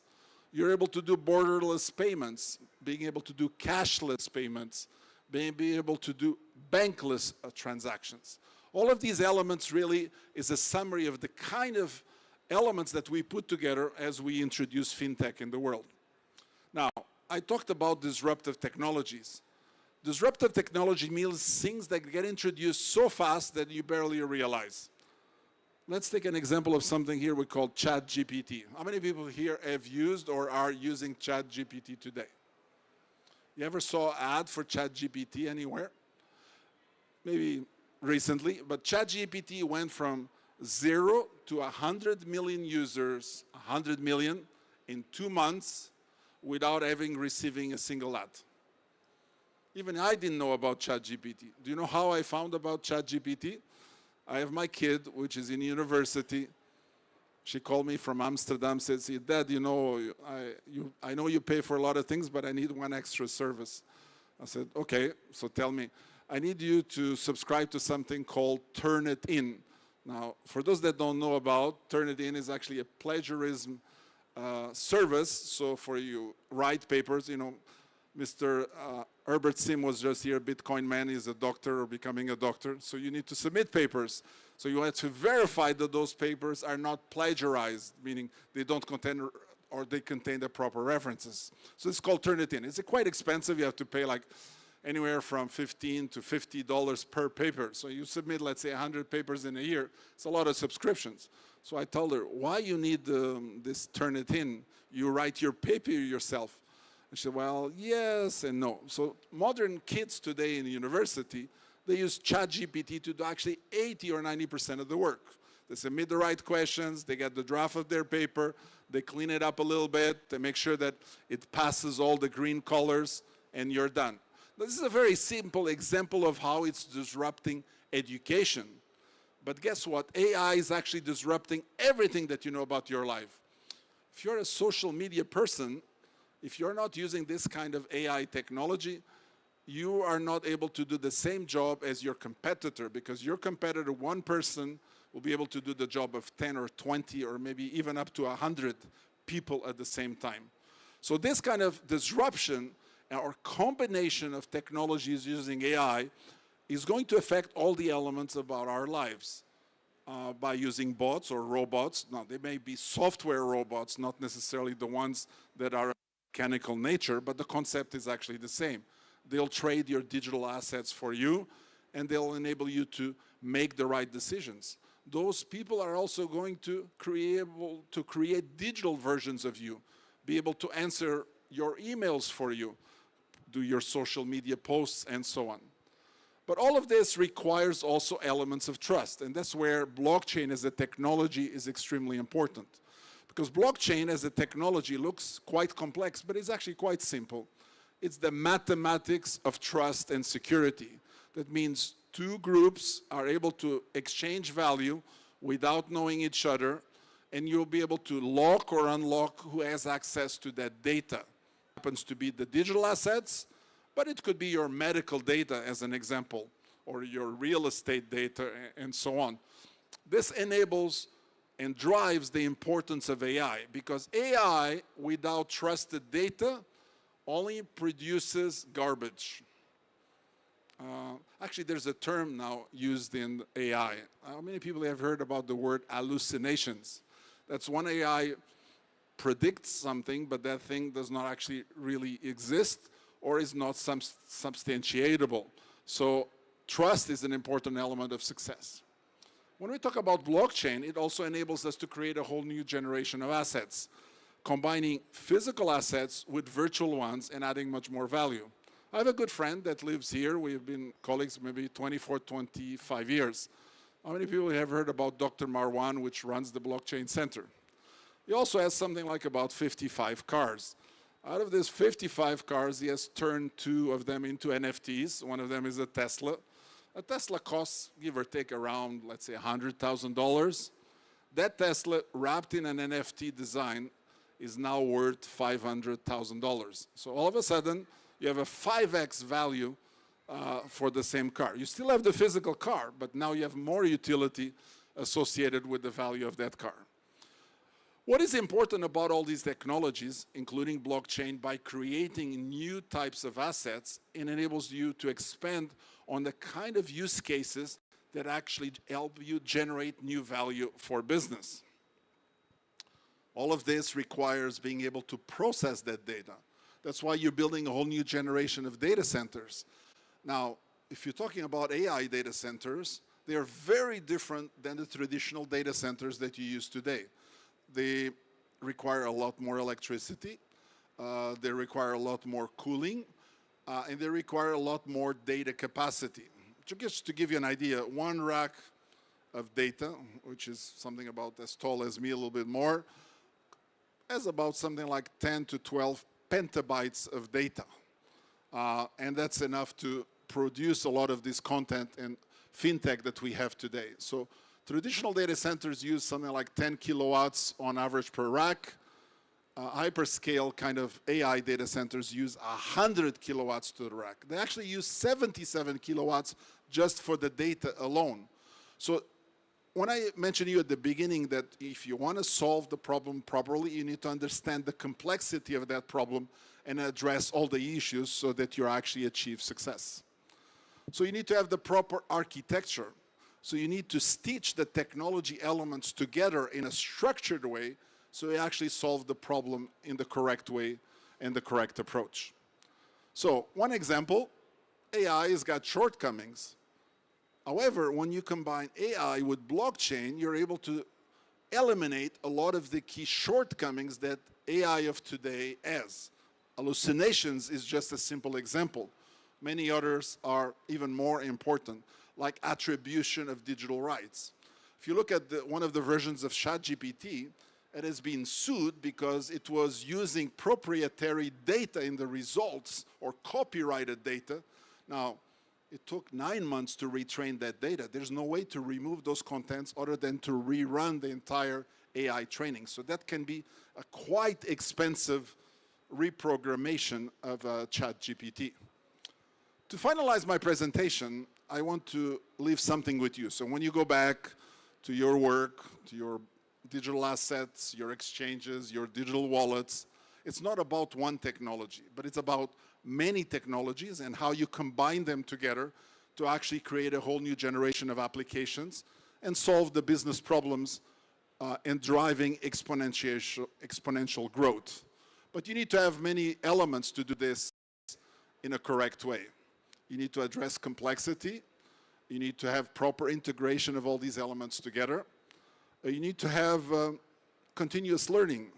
You need to teach the people that you're providing these services with the right knowledge so they understand what you're delivering for them.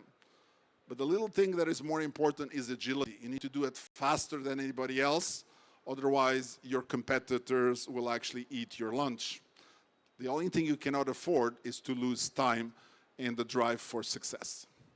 So I wish you a very good journey in your disruption and implementation of the successful projects that you're trying to drive. I drive about 10 to 20 projects per year in this manner. and that requires a lot of effort to be able to do so. But if you do it in a structured way, you will achieve good results.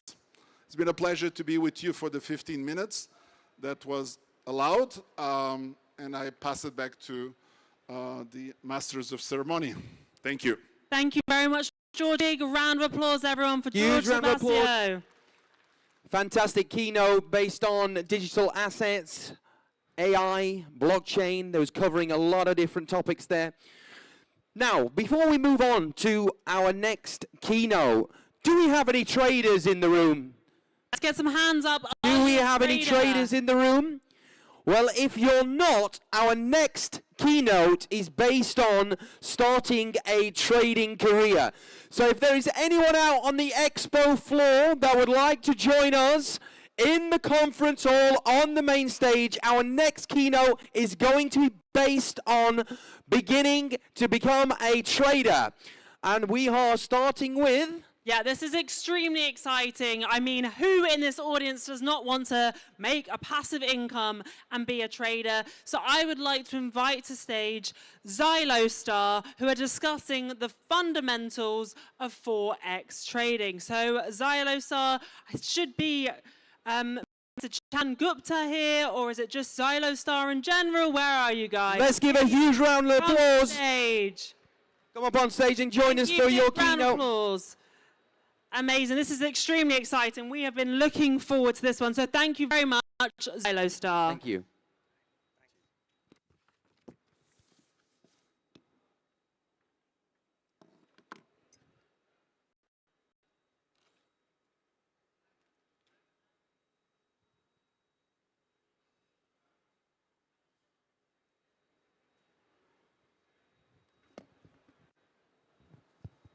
Ladies and gentlemen, esteemed guests and fellow enthusiasts of financial technology, I extend to you a warm welcome to this incredible FinTech Expo, where innovations covers with opportunities.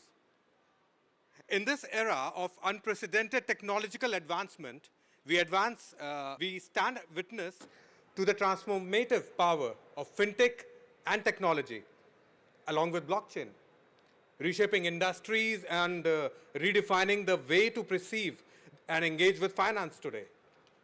Within the vibrant tapestry of financial technology, one facet gleams particularly bright: the integration of blockchain with the Forex industry.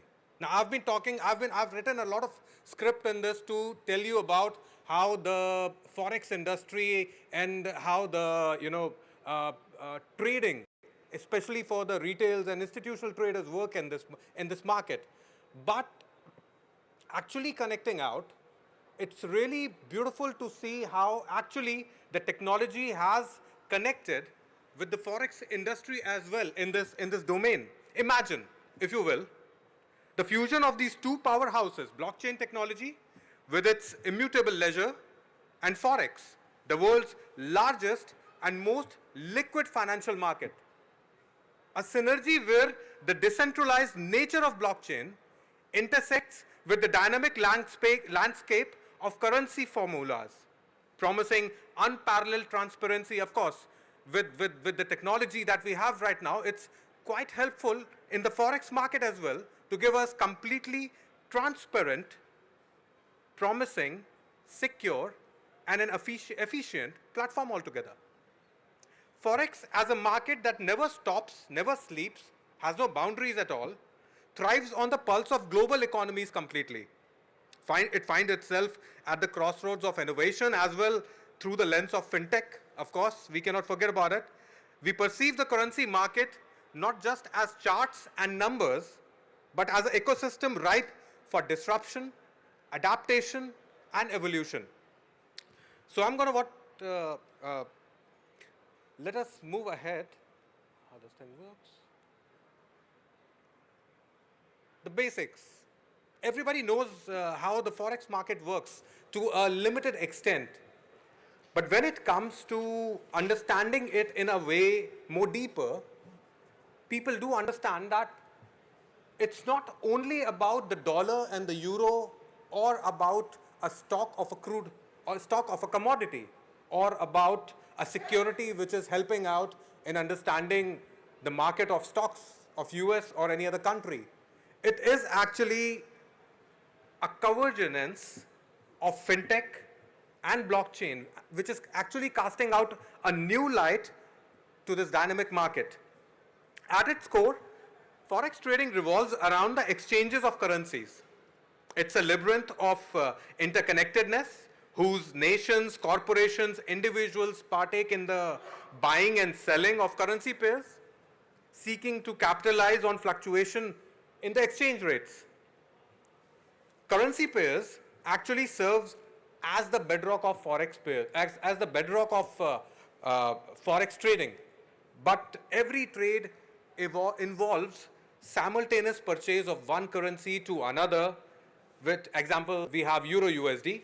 Now Euro USD is having a representation value of Euro against the US dollar. The dynamic between these pairs actually fuel the movements in the market. But what fuels these movements? Economic indicators, geopolitical events, the market sentiments. These are the driving forces behind the fluctuation of currency values. An understanding of these factors actually empower traders to make informed decisions. Altogether, economic indicators such as GDP, inflation rates, or employment reports wield tremendous influence. They serve as a pulse of a nation's economic health, directly impacting the currency values. In this also there is risk management, which is also a very important part of a trader. Fintech tools actually helps us enabling the traders to employ risk management. Strategies like stop loss, position sizing, reducing exposure to the market fluctuations, all these have been developed by the fintechs only. Moreover, trading strategies, be it scalping, day trading, or positional trading like an investor, each carry their own merits and appeal to a different trading lifestyle. The synergy between fintechs and forex actually provides an ecosystem where these strategies can be executed swiftly and efficiently.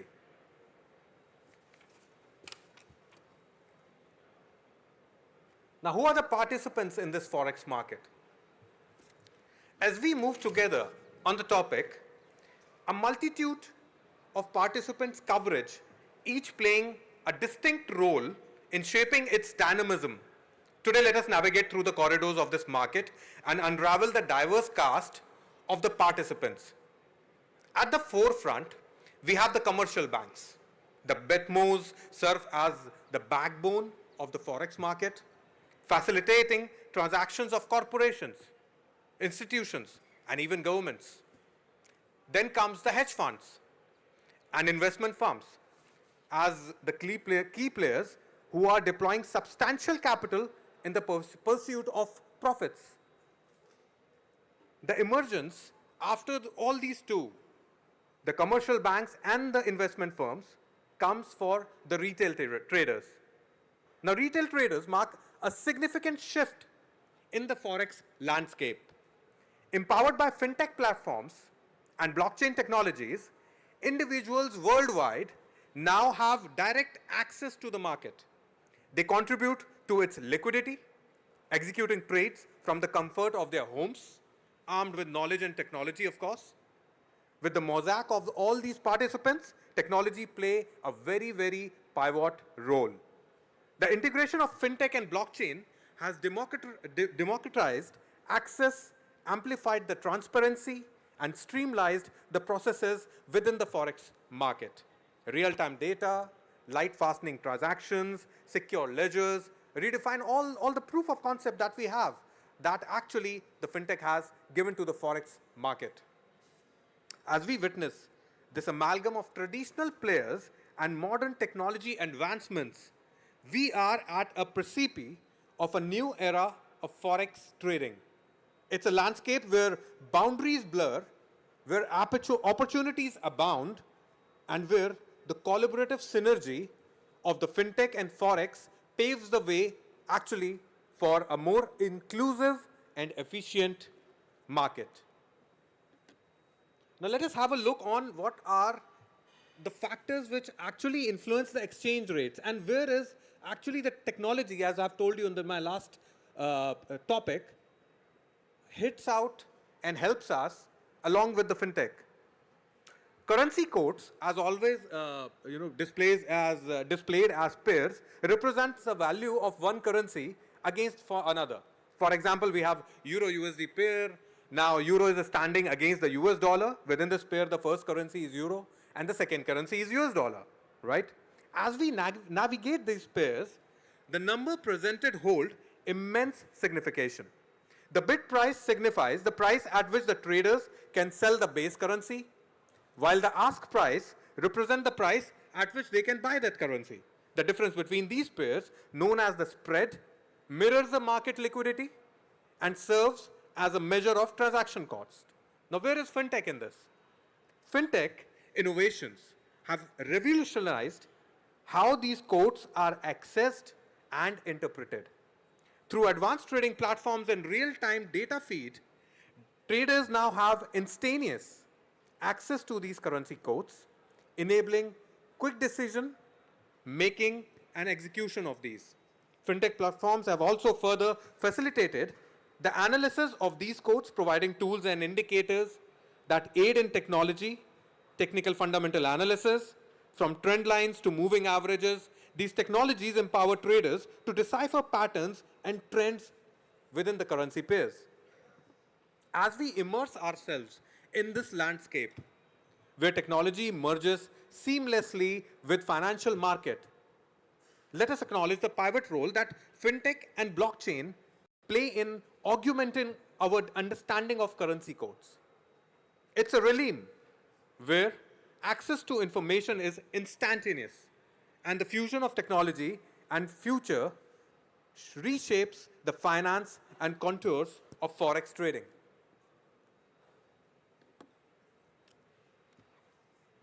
Now, trading platforms, as we are looking at the screen here, they serve as a gateway to the forex market, providing traders with access to real-time data, charts, and ability to execute trades.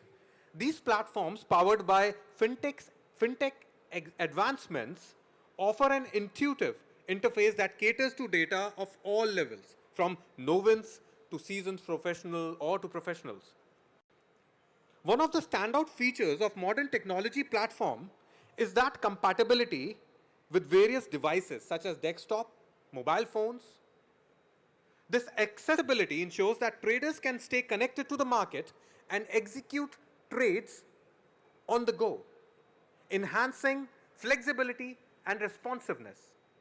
Fintech has also bestowed upon these platforms as a plethora of tools that aid in analysis and decision making. From charting tools to technical indicators, traders can conduct in-depth analysis of spotting trends and patterns where currency patterns are formed. Real-time news feeds and economic calendars are also one of the biggest examples that the fintech has provided us in the forex industry as tools to keep traders informed about crucial events that might impact the market, empowering them to inform decisions. Automated trading tools, including expert advisors, algorithmic trading, have gained prominence within these platforms. These tools, driven by sophisticated algorithms, execute trades based on predefined parameters, minimizing human interventions and emotions for trading. The fusion of fintechs and forex trading platforms have democratized access to the market, enabling retail traders worldwide to participate actively. These platforms not only serve as a gateway, but also as an educational resource, offering tutorials, webinars, demos, and nurturing trading skills.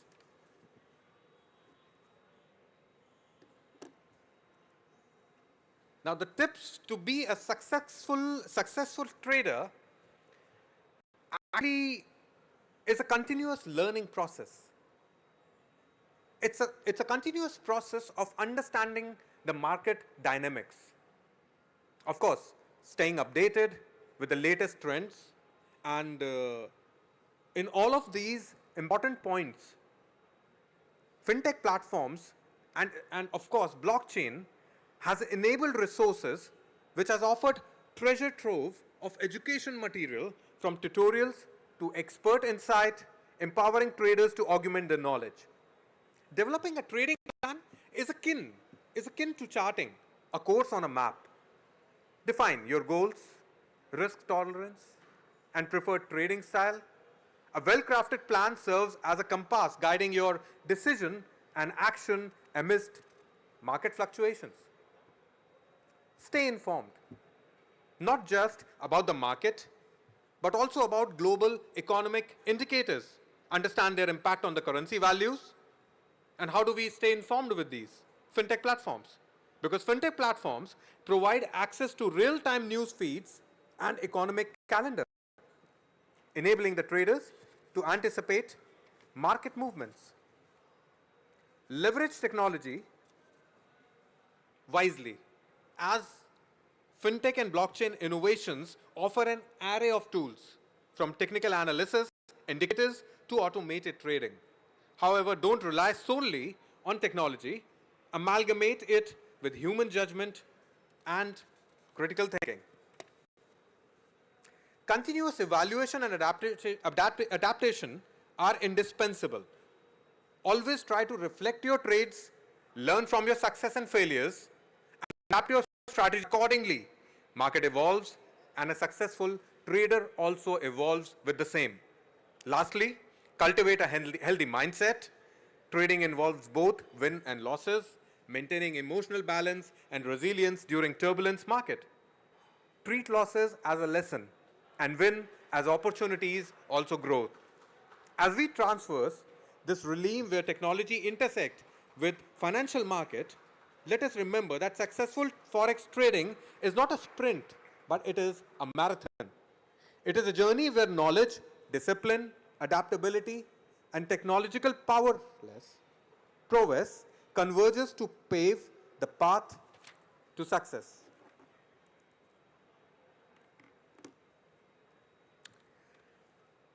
Now, cultivating success in forex trading is not just about numbers on a screen. It is about embracing a mindset of continuous learning, disciplined action, and strategic adaptation in this ever-evolving landscape where fintech and blockchain innovations intersect with age-old trading wisdom. We find ourselves at the cusp of a new era, a time where accessibility, transparency, and opportunities abound. As we conclude our exploration of fundamentals of this forex trading industry within the context of technology and innovation, let us carry forth the essence of education, discipline, and resilience. Let us navigate the forex market with astuteness, leveraging the tools bestowed upon us by fintech and blockchain.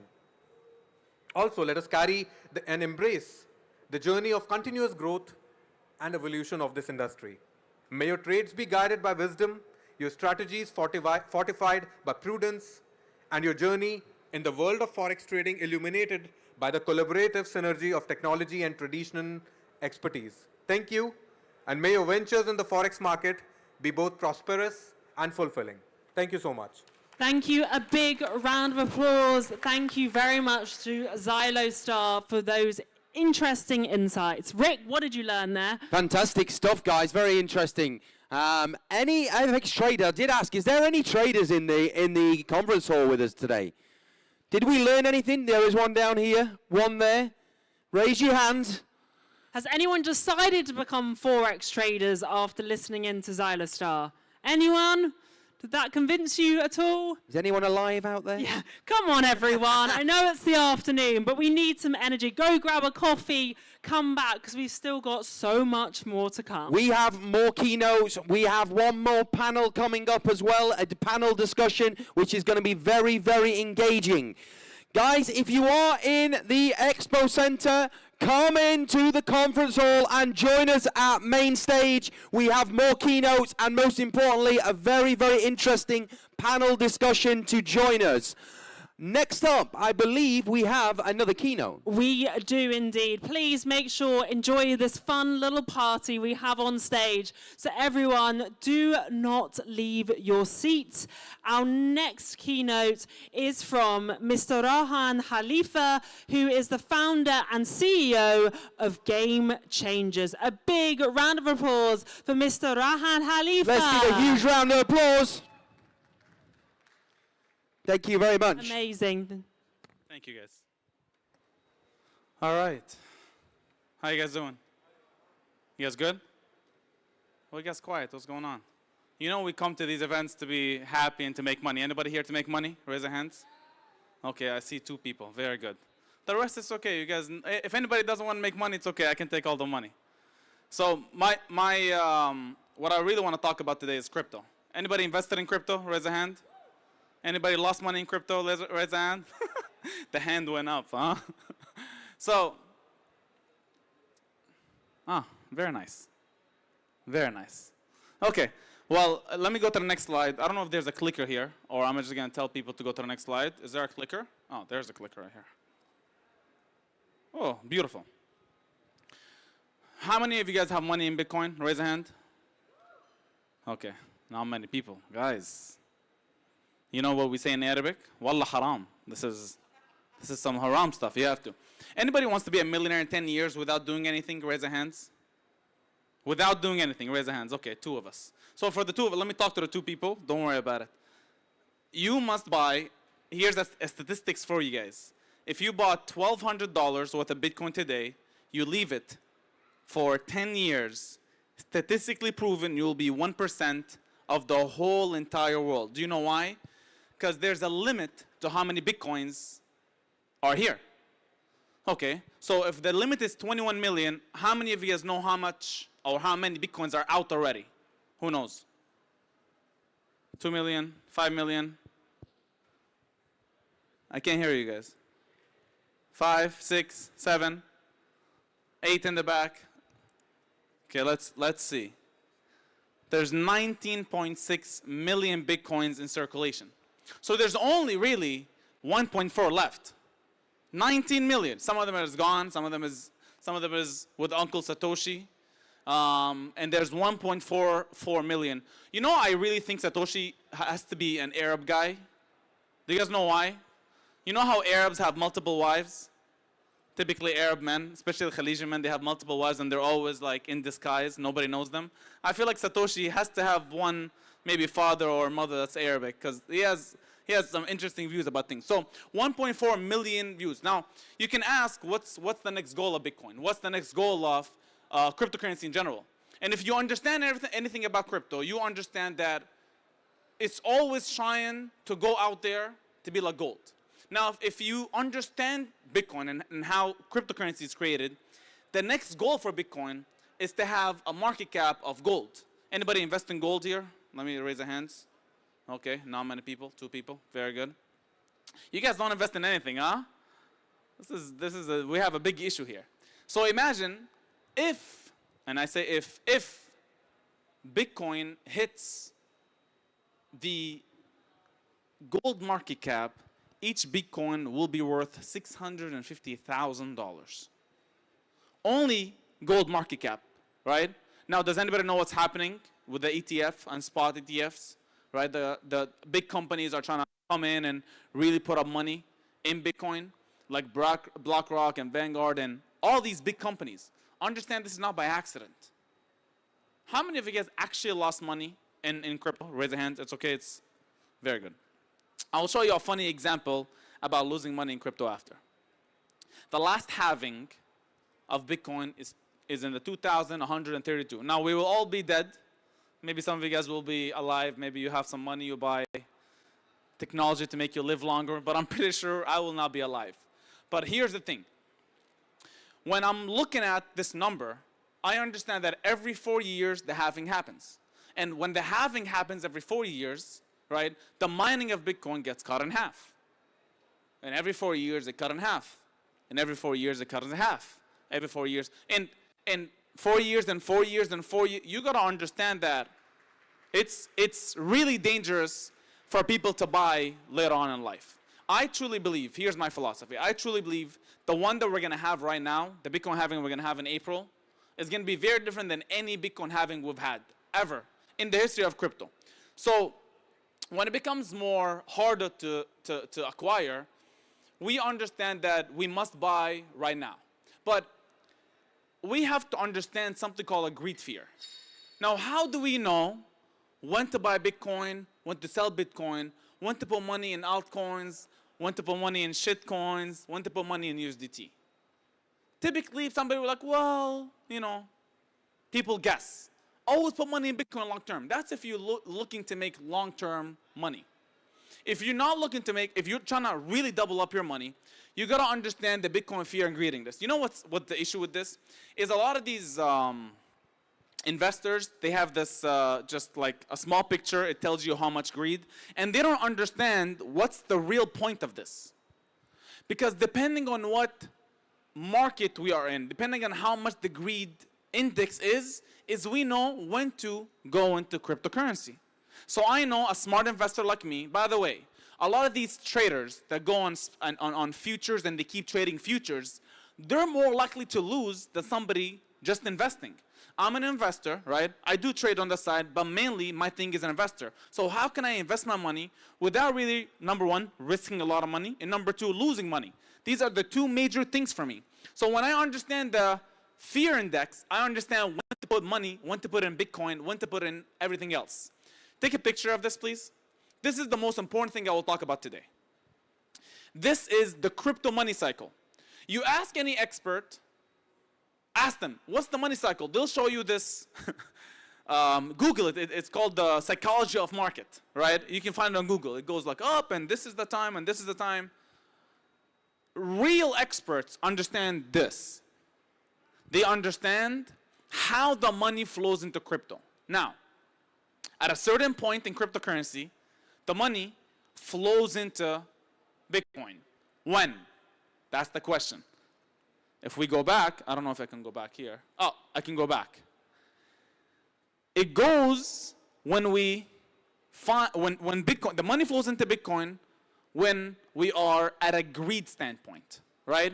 So that's when it flows to Bitcoin, when people are being greedy right now. So people put money in Bitcoin, put money in Ethereum because they heard their friend, their cousin, put money in Bitcoin, or they're seeing the news, right? They're seeing social media talking about Bitcoin. Did you guys know Bitcoin went up almost, what is it, almost 165% from the beginning of the year? What asset on earth has doubled in a year? When's the last time gold went from 1,000 to 2,000 in 1 year? Not happening, right? Not anytime soon. But I understand the money went to Bitcoin. Now, the second part, listen to this. The second part is altcoins. Any of you guys invested in altcoins here? Raise a hand. Altcoins? Okay. People really don't invest here. Can I say something? But just be with me. I will give you a list at the end of my speech. I'm gonna, look, I don't have guarantees in life. But I'm very confident. I've made millions of dollars in crypto, right? I understand how to put money in crypto. I will give you a list by the end of my speech in like 10 minutes. This list is a small choice of coins that I've invested in that my goal for them is anywhere from 10x to 20x. So if you put $1,000, by the end of this year, you'll come out with $20,000 to $25,000. Right? Anywhere from $10,000 to $20,000. I'll give you guys by the end. Because I understand this cycle. I understand where the money flows, when to put in, when to get out, because that's the whole key. I need to be able when to leave the cryptocurrency market, unlike other people. You know, I'll give you guys a story. I had one of my friends call me. The funniest thing, he's like, bro, I put money in Bitcoin. I'm like, oh, amazing, man. That's awesome. He's like, man, he calls me like 2 weeks after, bro, I bought Shiba. I'm like, that's really cool. He calls me after, bro, I bought MoonSafe or Safe Moon or whatever the hell it's called. I'm like, who's telling you to buy this? Bro, there's this guy on TikTok, crazy guy. Every coin is 10x, 20x. He ended up putting all the money in Safe Moon because he believes it's going to go from 0.000000001 to 1 cent or 2 cents or 5 cents. He's like, bro, the money that I put in, I should be making almost $100 million in the next 2 years. I'm like, brother, if crypto market was that simple, I'll be competing with Elon Musk. I'll be a trillionaire with Elon Musk. This is what people don't understand. So he didn't understand the money cycle. The money, when greed, which is right now, by the way, be aware of what's happening right now. Right now, the money goes into Bitcoin. It's fear market. And then it goes into the altcoins, XRP, Solana, and all these cryptocurrencies. And then it goes into the shitcoins. No matter what we do, it's going to go to the shitcoins. Now, how many of you guys can tell me the time, how long it stays in Bitcoin? How long it stays in Ethereum, XRP, Solana? How long it stays in shitcoins? And then how long it stays on USDT or USDC, which is the US-based dollar coins. If you have notes, write this down. Bitcoin stays approximately anywhere from 8 months to approximately a year. That's how long Bitcoin, the money is in Bitcoin. And then the money flows into altcoins. By the way, altcoins is not that long either. You're looking anywhere from 4 to 6 months at a maximum. And then the money flows into shitcoins. Who can tell me how long it stays in shitcoins? Guess. A week? No, I think a week is a little bit too short. 2 months? Okay. What else? What do you guys think? 1 month? Okay. If you look at the past, the past both halvings, it stayed anywhere from 3 to 5 weeks. Between 3 to 5 weeks, that's the maximum you can get out of shitcoins, right? So a lot of my friends, they put money, it went up, but the issue is they put money after it went up, not before it went up, right? So after it's up, they put money and they start losing money. But it's like, oh, let's keep, and they kept and they're keeping and keeping and keeping. This is why they lose money in cryptocurrency. And then what happens? People typically put their money in USDC, USDT. And that's where it stays there for a long period of time. We're talking about another year, maybe a year and something. So remember, Bitcoin takes maybe a year, and then altcoins, you're talking about let's just say 4 to 5 months, 6 months, and then it moves into shitcoins, couple weeks, and then moves to USDT, stays there for a long period of time. Anything outside of this cycle, people don't understand cryptocurrency. And this is something that I think once you understand it, there's no limitation of how much money you can make with crypto. So I told you guys, we are in a greed era right now, right? Bitcoin has been up from 17,000, which is earlier this year, 160%, 170% so far. This is the time to put money in crypto. Here's my picks for you. Take a picture of this, and maybe you thank me later. Guys, if you make money out of this, it's okay to send profit share. I'm your friend right here. I paid for these coins, right? This is my top picks for crypto. A lot of these are two things, right? What's so famous right now? What is everybody talking about? AI, right? Everybody talking about the evolution of AI. Everybody talking about gaming and combining gaming and AI is crazy. So a lot of these coins, this is their job. This is this is what they do. And by the way, I have no associations to any of these cryptos. This is what I'm investing in. But I definitely you should absolutely do your research. These coins will have a crazy, crazy jump in the next year. I have a quote that I'm gonna be ending with. And this is one of the coolest thing ever. This quote says, there are some coins that are here for a reason and some coins here for a season. So make sure you're learning when you're coming into crypto. Make sure you're taking the diligence to understand how the cryptocurrency market. I give you guys a couple of things that always keep in mind. Understand the money cycle. And let me end with a story. You see, when I was up and coming, I don't really understand crypto. The first time I saw crypto was I saw a literal scam. There was a big company. I don't know if you guys ever heard of it. It's called BitConnect. You guys ever heard of it? So this is this big scam company that were selling, and then they were talking about Bitcoin. So through that company, I heard of Bitcoin, and I started doing my research. And then it used to be on Netflix. Right now it's on YouTube. It was a documentary called Banking on Bitcoin. It's available on YouTube. You can go watch it for free. That documentary changed how I think about cryptocurrency. It changed how I look at money. You guys understand that trillions of dollars that was printed in the US dollar was printed in the past couple of years. It's insane to even think 1 minute that we are safe putting money in the US dollar. Crazy if you think that. But I understood that 2017. But I didn't have money. That's the issue. I wanted to put money in crypto, but I don't really have money. So I started working a regular job and saving money and putting money, saving money.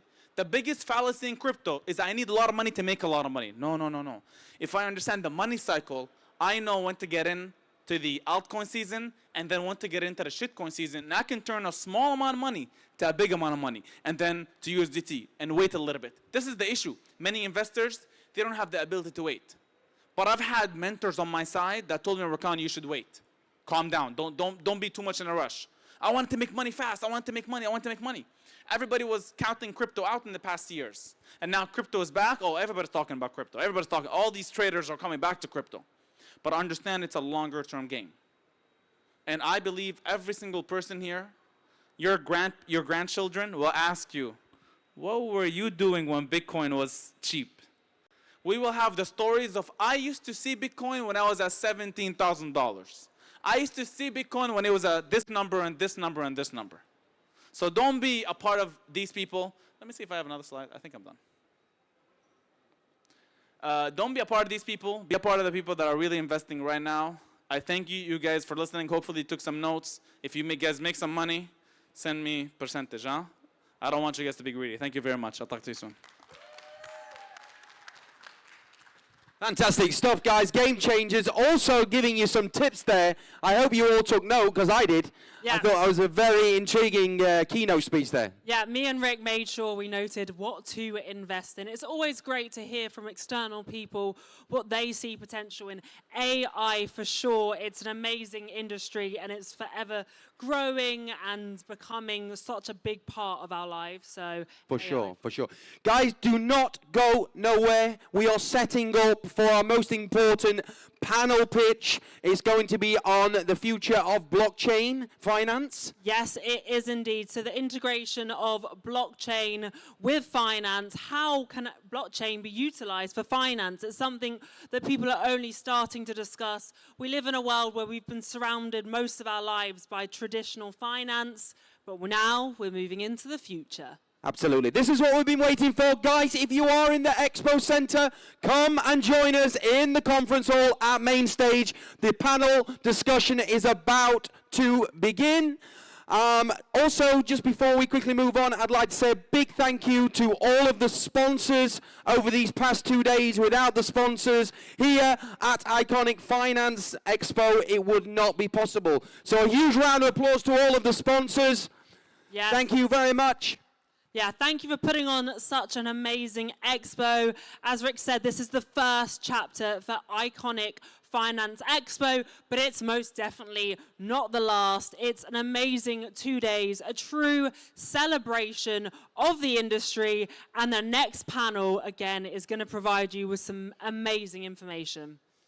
Absolutely. Do we have the itinerary of our panel discussion? We do indeed. So our panel discussion is called Blockchain and the Future of Finance. We're getting all of our seats at the ready for our amazing panelists. I have to say, I've done many a conference, and one of my favorite things is panel discussions. They're exciting. You get a viewpoint into what the person's actually thinking about the topic. So we're going to make it a really fun session on this stage. I think for the opening, this is the first chapter of the Iconic Finance Expo. It's been very, very engaging. Some great keynote speeches, some great attendance as well. I mean, out there, I've been looking at some of the stands, and just in here, I mean, look at this on day one. I mean, this is great turnout. Everyone's showing their interest within these markets. So fantastic stuff, guys. And like I say, welcome you all. I believe we're going to be bringing on our panelists now. Yes, I believe it's time that we can bring on our panelists this afternoon, what you've all been waiting for. So our first panelist is Mr. Nitin Jagtiani, the CEO and founder of Panorama Finance. So Mr. Nitin, please join us on stage if you're in the audience. I'm not sure that he's Mr. here or Nitin, not. are you here? Yes, Are you here, yes, sir? indeed. Let's give a huge round of applause. Big Let's show round your of support. applause. Thank you. Let's get some energy in the guys. This is our panel discussion. Thank you very much, sir. If you'd like to take a Nitin. seat. Yeah, Thank please you. take a seat. And up next, we have Mohammed Azan Shah, the head of products for FinSay. Please come to stage, Mr. Azan. Join us on stage. Show your support, guys. Amazing. Welcome And on stage, sir. Cheers. If you'd like to take a seat. up next, we have Mr. Noman Danesh, the CEO of Vibrant Expo and Web 3.0 expert and analyst on NFTs, digital assets. What an amazing guy. Please come to stage. Fantastic stuff. Welcome on stage, buddy. Cheers. Amazing. Our panel is getting full here. And then I believe we also have our last speaker is going to come back to stage. This is Mr. Rahan Khalifa, who is the CEO of Game Changers. Fantastic stuff. The man with the tips. Welcome back on stage.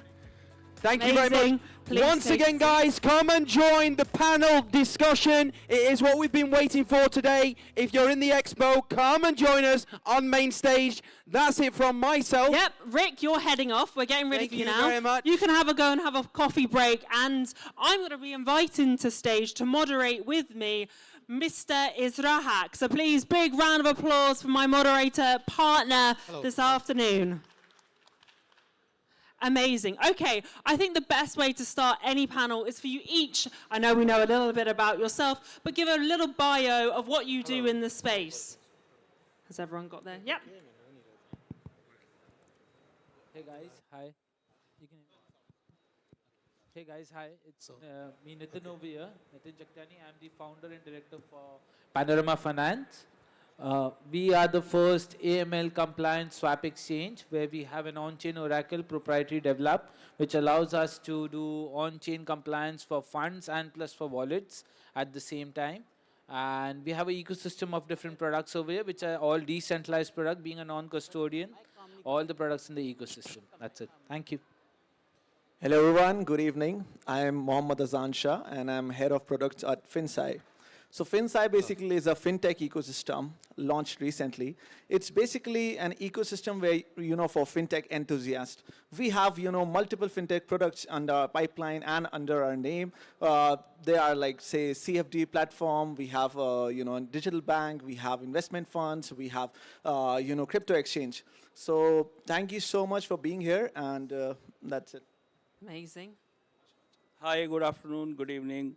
This is Nauman. I belong to this Vibrant Expo. We are organizing the expos. I'm into Web3 and blockchain for like 10 years plus. We are launching another NFT project in coming 2 months, and we'll be launching another NFT expo here. And the blockchain and Web3 is our strong part where we work on it. And this is what we do, and this is what we expect you all to join us, hand with us, and let's see to make the better future. Amazing. And Rahan? Well, my name is Rakan. Nice to meet you guys again. I've been involved in the crypto and blockchain space right now for almost 7 years. We have created one of the biggest universities online in the world. We have over 100,000 members so far. We have taught everything from crypto to blockchain to NFTs to anything in the finance space. We hire the best experts and we get them involved. So that's pretty much what we do. We've developed a lot of AIs. We'll come with trading as well. Some of the best performing in the world, and we are part owner in a major hedge fund here in Dubai. Wow, wonderful. Big hand for the special experts and analysts. And really the important thing is that there is a lot of people. Today they will explain many things for all of you. Please, I need your attention here. Okay, so please, Lily, what are the one questions? Yeah, amazing. Thank you for all of our audience for joining us. You're not going to want to miss this. So I'm going to ask my first question, which is explaining in simple terms a little bit how blockchain technology can be used within finance. So whoever wants to take the question first. Yeah, let's start with Nitin. Okay, so using blockchain, it's very common in finance is with trading. So we can have decentralized trading created where a non-custodian based thing could be done. Then we can have borrowing and lending system which is already existing in the market. We can have insurances also, which is becoming very popular right now. There are a lot of protocols being insured. So a lot of insurance companies, like it's a decentralized pool of insurance where the individuals comes in, create a fund to insure a protocol, which has been very popular right now. So these are the three major use cases going on right now. But going further in future, we could have, banking, complete banking on the blockchain using synthetic assets. So synthetic assets could be created on, and using those synthetic assets, a banking infrastructure could be created on the blockchain, using a sidechain possibly to have faster transactions. So these are the few things what I can see becoming popular in the coming days. That's great, fantastic information. And Azan, if you want to say something, please. Of course. And talking about synthetic, products in the Bitcoin and in the crypto space. So there is a company called Synthetix, which offers you, synthetic assets on commodities, on stocks, in which you can go and you can invest and, your money in. So yeah, there are a lot of products which are coming in this space. For example, Mr. Nitin talked about, insurance in the crypto space. So basically, there's a company called AXA. AXA is a French multinational, multinational insurance company, and they have a, product called Frizzy. So with AXA Frizzy, you can make claims on your flights, right? For example, if your flights get delayed, you get compensation immediately with the help of smart contracts. So yeah, I mean, a lot of things are coming up, in this particular space. Oh, fantastic, fantastic. In this regard of finance in blockchain, so this is the basic thing where blockchain is scattering from banking and other part of the finance, because this is the security of the blockchain which always attract the finance institutes, even the financial trainers also. Why they attract to the cryptos? Because of the blockchain security. And that's why now financial things are pouring into blockchain. Many of the companies who are introducing finance-related products which are being used in blockchain. Even the now governments also, they are adopting blockchain for their banking aspects. Not banking, then add on that, they are adding real estate, and all these assets are going to blockchain. So this is the future. This is the future what we are expecting in blockchain and other technologies. That's great, wonderful information. Thank you, sir. I love what he just said. I'm going to make a bold statement. I truly believe the whole point of cryptocurrency is the actual blockchain technology. And I believe 97% of all cryptos that we know right now will not exist in the next 10 years. Absolutely. So if I understand a big statistic, like 97% of these cryptos will disappear, completely disappear, I understand that I got to understand more about blockchain and how it works, because all our future, my brother right here talked about banking, smart contracts, companies with insurance, all of that is slowly moving into the blockchain. I live in Canada, and there's a lot of big Canadian banks right now slowly swifting their systems to, and I know banking is one of the questions, are slowly moving their systems to banking systems with blockchain, because they understand the transparency, they understand that it's easy, it's cost efficient to really move everything on the blockchain, and there are companies that are specializing in this right now. So understanding blockchain is a very big part of right now. Yeah, for sure. I tell so many people that I work in the blockchain industry, and they jump to one specific conclusion. I know I'm not meant to say digital assets. That's what everyone assumes that I work in, and it's so frustrating because it is technology that we're talking about on this stage. Yeah, thank you. Thank you very much. Another question, a fantastic question, a very, very important question for the people who belongs to the banking sector. So please, our respectable guest, would you like to explain us how do you see blockchain technology impacting traditional banking system? Want me to start? I mean, I have issues with a lot of banks. Banks don't like me. I have banks in the US, I have banks in Canada, I have banks here. I think the banks here are more acceptable of my line of work. That's why I love Dubai. They want to see more of us here. But if we're talking about Europe, if we're talking about North America, if we're talking about even in general in the Middle East, outside the Gulf countries, they're not really accepting so much of either cryptocurrency space or even the blockchain technology. But that would be a mistake because you see a trend. All these American companies moving slowly to the blockchain technology, these banking that are blockchain, and I talked about transparency. I talked about even less frauds. I understand that with blockchain, there's going to be less frauds happening in you know, when we're talking about money and stuff. So when we talk about these major banking systems that are slowly switching, we're going to have a major shift that we're seeing in front of us. The issue is, you know, these news, you don't see it at Al Jazeera. You know, right now you see all the Palestine stuff happening, so that's all you see, right? And the war is happening, but they don't talk about finance like the way we understand it. So we hear this information a little bit, we hear it on a podcast maybe, or the news right after. So when you gotta be like a little bit ahead of the wave, understanding the banking with blockchain right now. One of my brothers right here talked about there are companies right now that are like full banking system on the blockchain. So make sure you guys are looking into that for sure. Thank you very much. Very wonderful information about the potential and energetic way to the banking sector.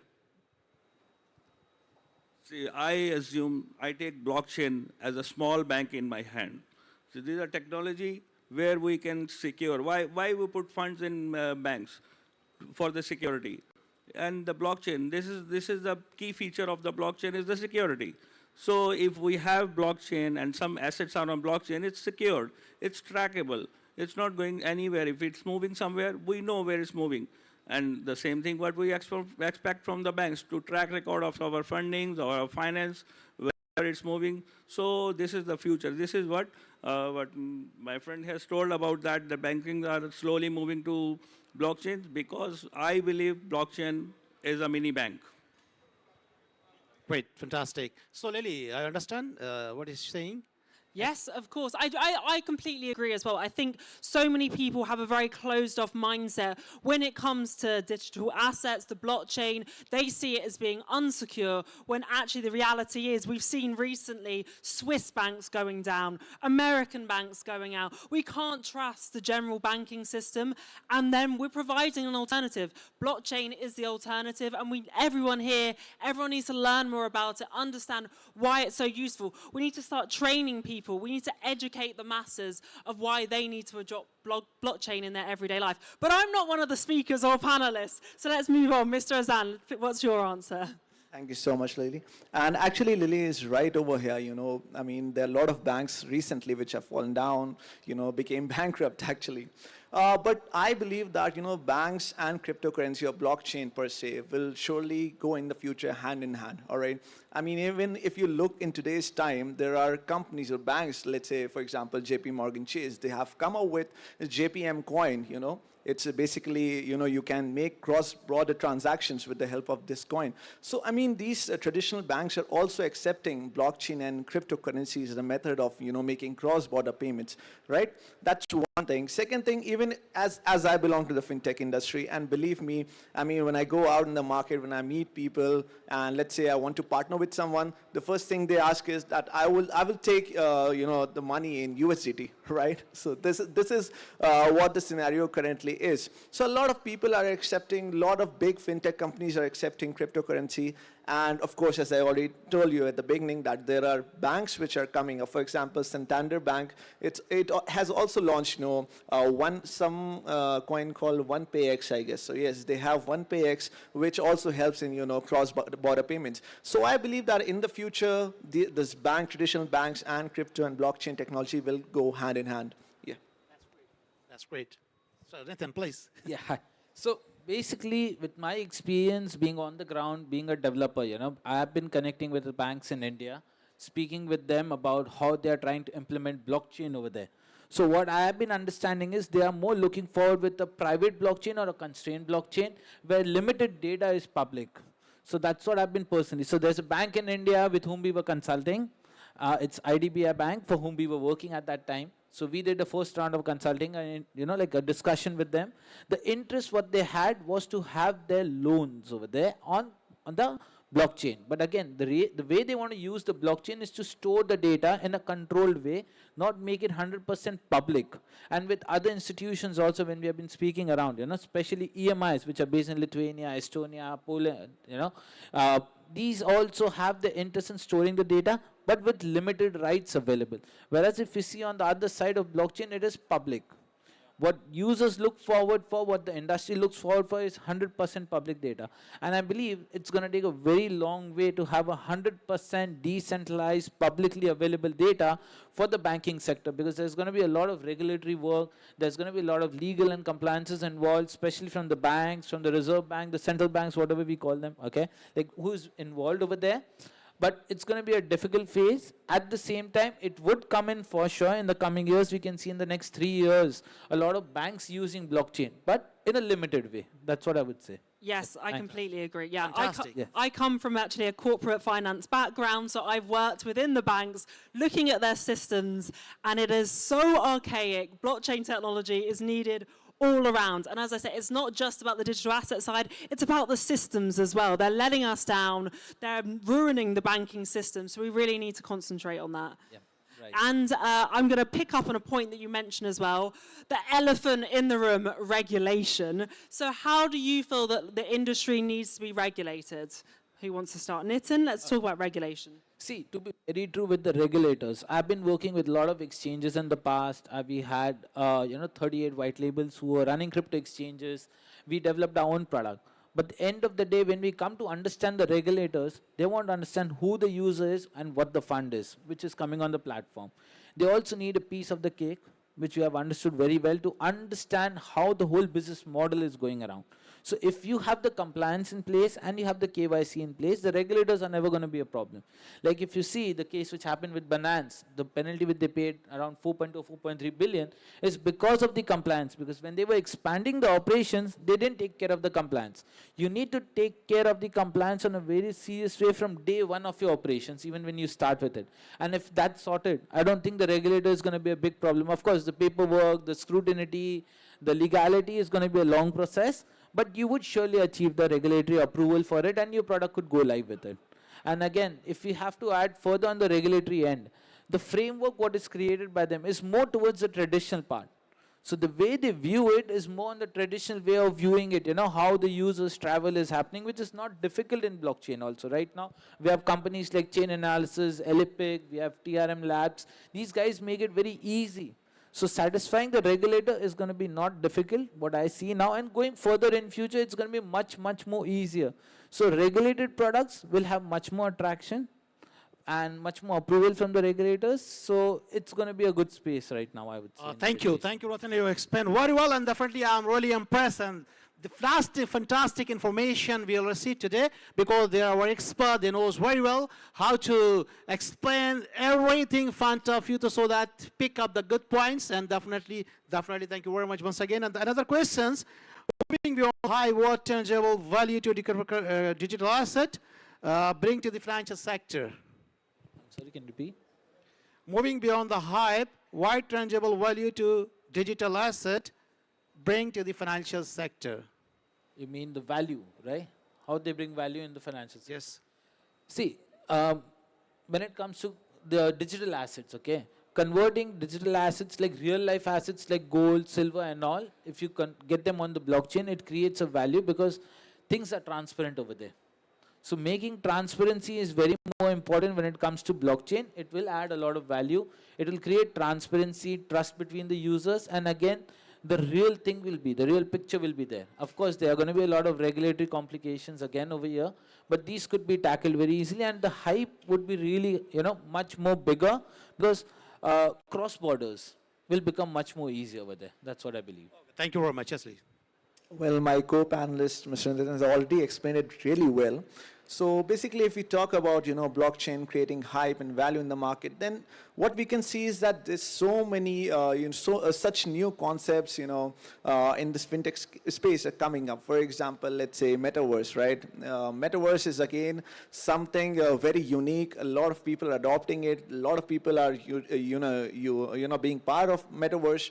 And then of course NFTs, right? So I hope most of the people over here might be holding NFTs. Are you guys? Okay, so anyway, so there are a lot of use cases when it comes to, blockchain technology and, cryptocurrencies in this particular space. And I believe that with this metaverse coming up, with this NFT marketplaces, DeFi, etc., it will surely, bring a lot of value in this space. Of course, thank you. See, this regarding that volatility or the why this is coming very high in this digital assets and all. I believe on one thing. See, just assume that the whole world, I think even 1% people are not well aware of these cryptos. If any new thing comes, there will be volatility in anything, in any product, whether it's crypto, whether it's technology, any technology when it comes, because there are a lot of opposing and adopting. So because of that, there is always high volatility on the new products, anything, either it's crypto, either it's digital assets, or anything else in the world. That's why there is huge volatility in this tangible or non-tangible products. And some last words for us, some words of wisdom. I mean, there's a lot of things I can say about all the questions that one thing I wanna go back to the compliance thing, and then I'll touch on this subject. It's very important for us to understand why compliance is necessary. Unfortunately, when you're talking about cryptocurrency, it's always like if you ask somebody like my mom, right, a little bit old, she barely can open her Facebook. So you ask somebody like her, you say the word crypto or the translation of it in Arabic. It's not a good sound, right? When I tell people, like when my uncles, back home uncles, they come from the village and be like, what do you do? They thought I'm a doctor, or engineer, or lawyer, and I'm none of that. So they ask me, what do you do for a living? And if I say crypto, right away they think I'm a scammer. They think I take people's money for a living. And they don't understand that the whole point of compliance is to minimize the bad reputation about crypto. And I believe it should be on both sides. Companies really fearing compliance so they can move on a good direction. Now, I think sometimes compliance and all these regulatory bodies, they take it a little bit too much, right?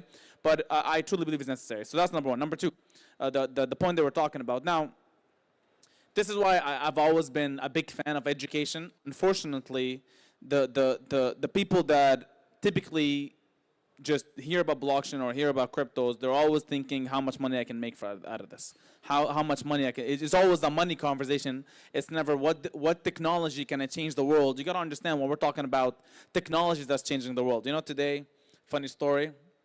This is a brand new iPhone 15, right? So, I own a studio back in Toronto, Canada, and it's a podcast studio. And we have these cameras that are $3,000 and $4,000. So I took one of the cameras, I took them to my house to make like a nice Zoom appearance with cameras.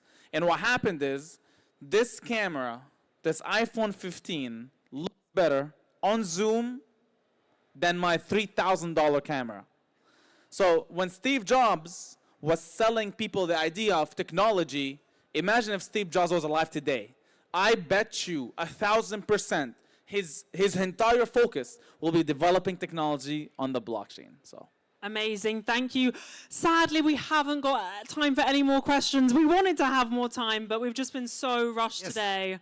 I'm really sorry to our panel as well. It's so interesting. I've been loving being the moderator here, but we've got to move on to wrap up the rest of the day. So thank you so much. Let's get a big round of applause for our panel. Thank you. Yes, thank you very much, all of you. Please round the crowd. Big hand for our special guest and expert on digital asset. Thank you very much, Amazing. sir. Thank If you very much. have any questions for Nitan, Mr. Azan, Mr. Numan, or Mr. Rahan, then please connect with them, reach out to them. I'm sure they'll be more than happy to Okay, help. if you want to be a millennial and millennial, so you must try to contact with these guys because these are the expert and pioneer of the digital assets. Thank you very much, sir. Thank you, Mr. Azan. Thank you, Ms. Rukan Khalifa, Mr. Noman, and Mr. Ratan. Thank you very much, all of you guys. Thank you.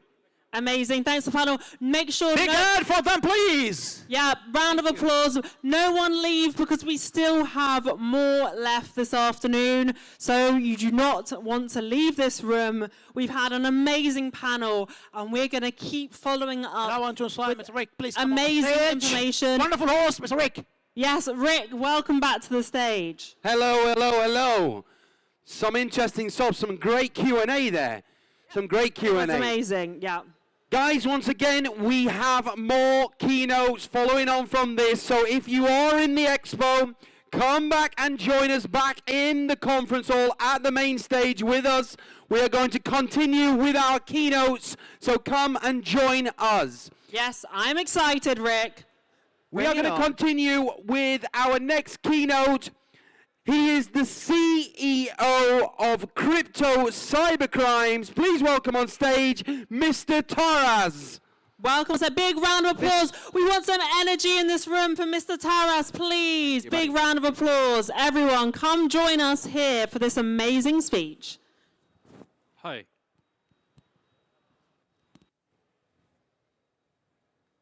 Just 1 second.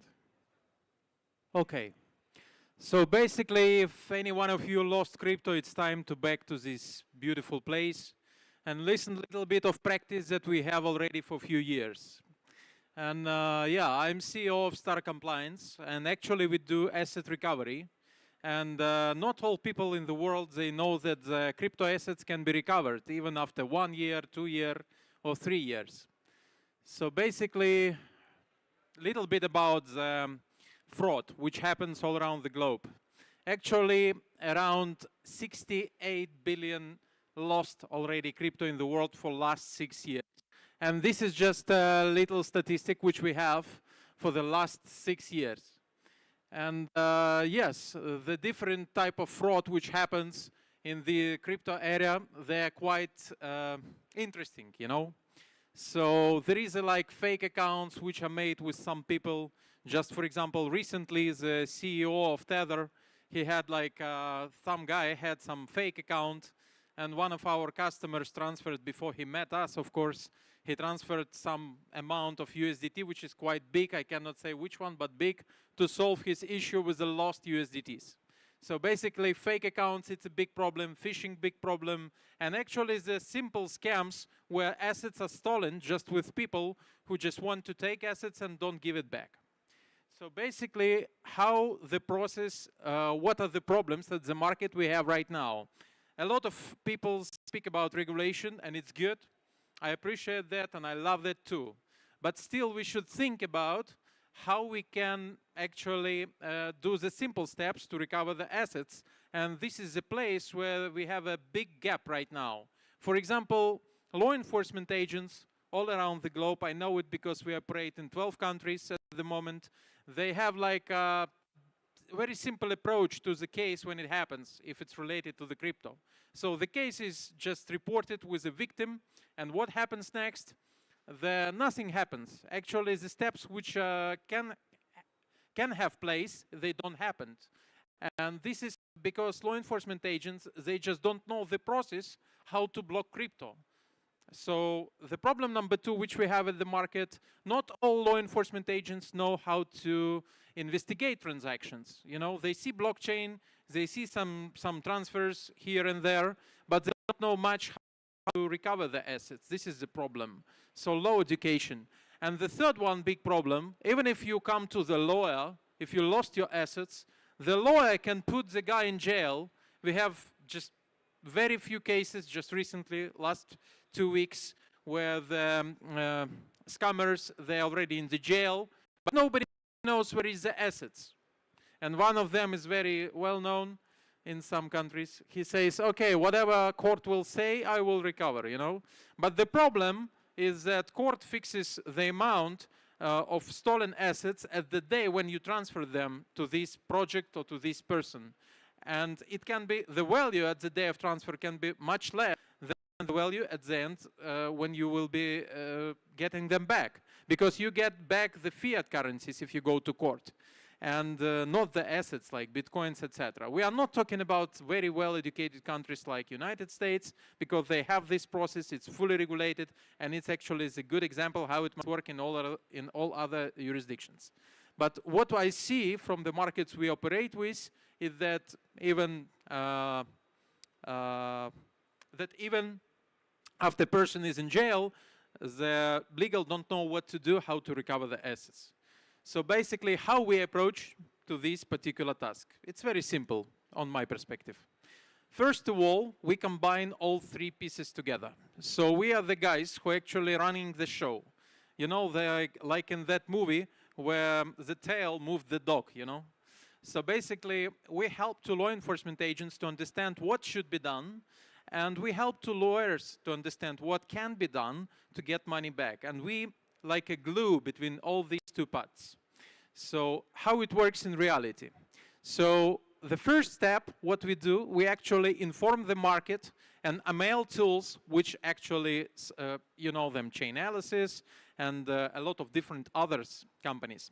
So we inform them that this particular transaction is fraud because we have investigated that, we have now evidence that this is a fraud, and we have application to the police that this particular asset is lost with a particular person.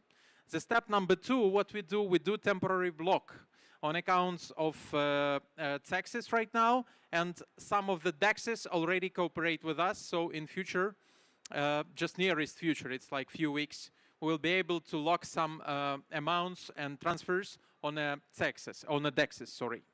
The third one, what we do actually, we connect law enforcement agents to the case so they can put the permanent block on the account of the scammer. And what happens next, the final step is recovery. So how it works step by step, you know. At the first stage, what we do, we have a website where a victim can apply his case from A to B, what happened, which transaction of fraud, what actually was behind, describe everything. We get this information, we investigate it with our investigation team. After that, we do special report, which actually goes to the market through the ML services, and it goes to the particular exchanges who cooperate with us, because we have our special API that protects businesses from operating with the stolen funds. So this is the step number one. This is how we put temporary lock on everything that we can track and every platform that we can inform. The step number two, actually, by the way, this is how investigation looks like, which we do at the step number one. It's our unique tool that helps us to trace all the funds, how they're moving, to make these reports that will help us to block the assets. And it's not actually so easy as everybody thinks, you know, like one transaction. Sometimes scammers do like hundreds of transactions, thousands of transactions, just to put money here and there, you know, and to hide them from the law enforcement agents. So basically what happens next, the step number two, we connect, as I said before, the law enforcement agents, and we prepare actually two types of reports. Number one is the investigation report, which actually is with the full description where the money going, which wallets need to be locked, which particular trading platform need to be requested to lock the funds, etc. The number two, what we do for the law enforcement agents, it's we providing them particular requests which they send from their official mails to the trading platforms, to the taxes, DAXes, to lock the funds permanently. So basically, they just need to, you know, to double check what we do and just do whatever is already prepared and investigated with our team. So what happens when they do this? They block the assets, as you see on the picture. And actually, what is the most interesting, USDT wallets, as a USDC wallets, and actually all stablecoin wallets, they can be blocked. They can be blocked, and creating of the new money will be done with a smart contract of USDT to the wallet of the victim. And the victim will receive these funds in parts. Generally, it's like 4 parts or 6 parts, depending on the risk of the case. So law enforcement agents here help us to lock the wallets and to lock particular accounts which are connected with stolen funds. And step number 3, basically, I would like to show you some meat, yeah? I'm really sorry that it's not in English, but here you can see that this meat is a lot. It's just sample of one of the not big reports which actually we do for the law enforcement agents and how it looks like. So it's long story, 65 pages. I will skip it. So basically, step number 3, this is the step where recovery of assets happens. Why it happens? Because at this stage, we are all 3 connected. So the blocked wallets that have been blocked with the law enforcement agents, together with the lawyers and with our help, we do the recovery of assets through the Tether or through the trading platforms, to the wallets of the victim. And this is actually how it happens. It's negotiation process, and there is a lot of variety of different possibilities how it can happen. But in generally, it's happened. And this is actually how the process looks like. This is the short numbers that we have at the moment. We hope to grow 3 times next 2 years minimum, basically. And yeah, if you want to take my contacts, you can take them. And basically, this is the promo code for our platform, which you can use to have free evaluation of your case in case if you lost money. So if you lost money, you can scan this QR code, come to our platform, and use this promo code, and my team will estimate actually your case and will give you the potential of this case. What can be done, what is the probability of recovery, and what you will get at the end. So thank you very much. If you have any questions, I am open. I still have 4 minutes.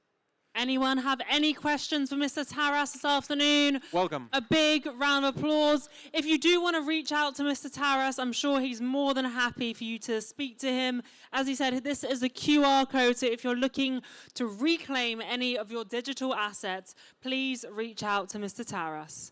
Any questions at all? Okay, Mr. Okay, Taras, I thank you believe very not. much. Thank you very much. Thank you very much, guys. Crypto, cyber crimes, fantastic stuff.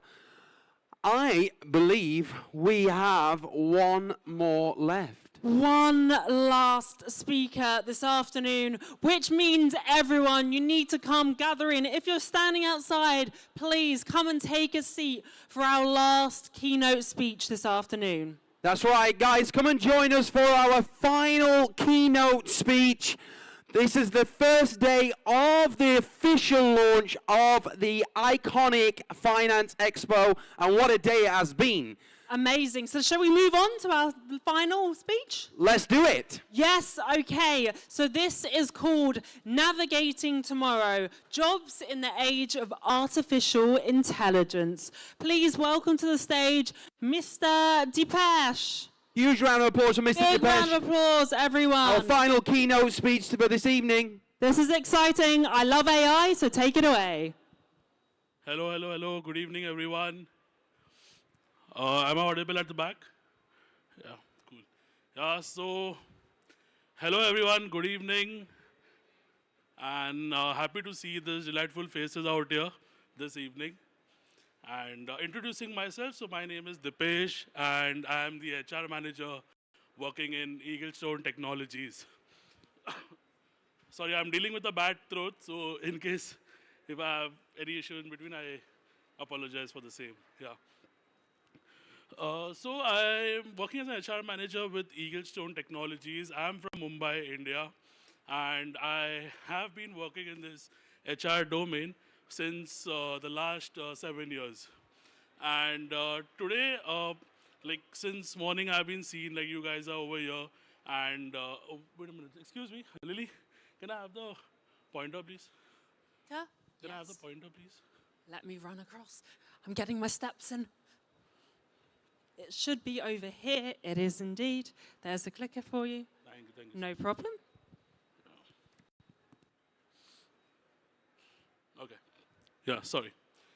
So, right from morning, you guys are over here listening to all the founders, the owners of the company talking about crypto, blockchain, their own product. So I thought let's move on from the topic a bit. Let's see what other things we have in future out here with us. That can be helpful for us to understand like what we can do in order to prevent certain things from happening. Okay. So talking about AI. Okay, any of the HRs over here? Anyone into HR? Sadly, no one in the crowd is less. Yeah, cool. Okay. So, talking about AI, okay, so AI, artificial intelligence has, made a drastic change over the years, right? It has impacted business. It has basically redefined business, and it has redefined how the operation works, what the workforce is needed, etc. Okay, and the workforce needed. I'm so sorry. Okay, yeah. So if we talk about AI, artificial intelligence does not only basically mean decline in the job role, but at the same time it means a shift in the skills that is required to do the job. Now, talking about the short, I'll just give you an example in the short story. Okay, so we have two people out here. One is Jeff and one is Hardy. Okay, so they now, for example, they are a very good sales associates who have joined the company back in 2008. Okay, and if you see, when was Google into kick? Like when did Google come into picture? Somewhere around 2004, 2005. Okay, and Google is also an AI. If you go to see, we have everything ready in Google. Anything you wanted to know, we go to Google and we get the answer from there, right? So, talking about Jeff and talking about both of them were successful sales associates joining a company, okay?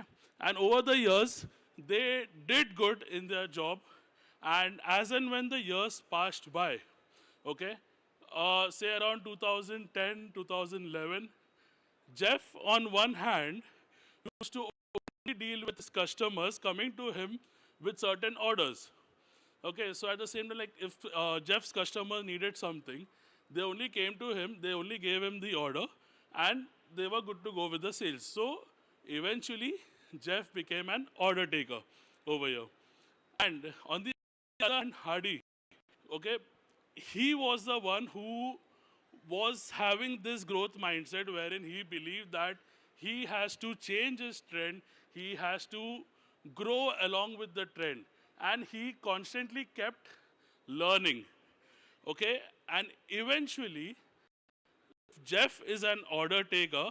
Hardy went on to be a sales consultant to his customers who were coming to him with the request, but at the same time, because of his redefined knowledge, he was the one who could talk better and consult them as to what they exactly needed. As and when years passed by, around 2011, 2012, what happened was, now Jeff at a certain point, Jeff at a certain point went blank, wherein he only had his people coming to him, giving the order. But what happened over here, because of constant learning of Hardy, his customers came to Hardy because Hardy could consult them in a much better way as to what they were looking for and how they could upgrade themselves with the product that they were looking for. And this only happened because of constant learning and understanding of how to deal with the new trends. And eventually, what happens? Jeff on one end loses his job because of no customer, no orders over there. And Hardy on the other hand is like, just dealing with constant customers coming up to him. So AI is also basically somewhat similar, where it does not generally mean a decline in the job role, but it means that we need to change our skill set. It is that we need to upgrade ourselves, okay? And I have created a presentation as to see what we can, to have a better understanding as to what this AI has in store for us. Okay, so in today's rapidly evolving world, artificial intelligence is transforming industries and reshaping the job market. Okay, so artificial intelligence is not a new thing that has come into the trend. You know, this has been in the market, in the world right from a long time. Okay, okay, so how many of you all know that while flying an aircraft, okay, the pilot only steers the aircraft for the first 3 minutes of takeoff, the last 3 minutes of landing, and in between when there is turbulence or when there is a rough weather. Okay, rest of the time when your aircraft is cruising at an altitude, the aircraft is in a autopilot. So what is autopilot? Autopilot is nothing but an artificial intelligence again, right? Now, talking about autopilots, can you imagine the amount of aircraft that has been flying in the air right now? Okay, and that is controlled by one single air traffic controller, which is in each and every state, which is in each and every airport. So again, that data is not only manual. Yes, manual people are required for that in order to basically read how that data has been coming into them. But eventually that data is being generated by AI. Again, talking about traffic signals. We have traffic signals from a long time, right? But what traffic signals were in short? Again, it was AI. But that, again, did not, no traffic cops would lose their job because of AI, right? But they had to be there in order to take care of things more efficiently. So that says it all, where transforming industries and reshaping the job market.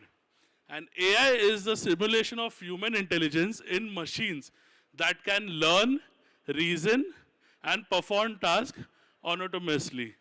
So obviously, all these neurons that are present right now among us, these things are put into picture and a data is created which is then put into the AI. And with that data, we have been given the results. So we, at the same time, we cannot be completely dependent on AI, but yes, we require people to have a different skill set to make the AI work.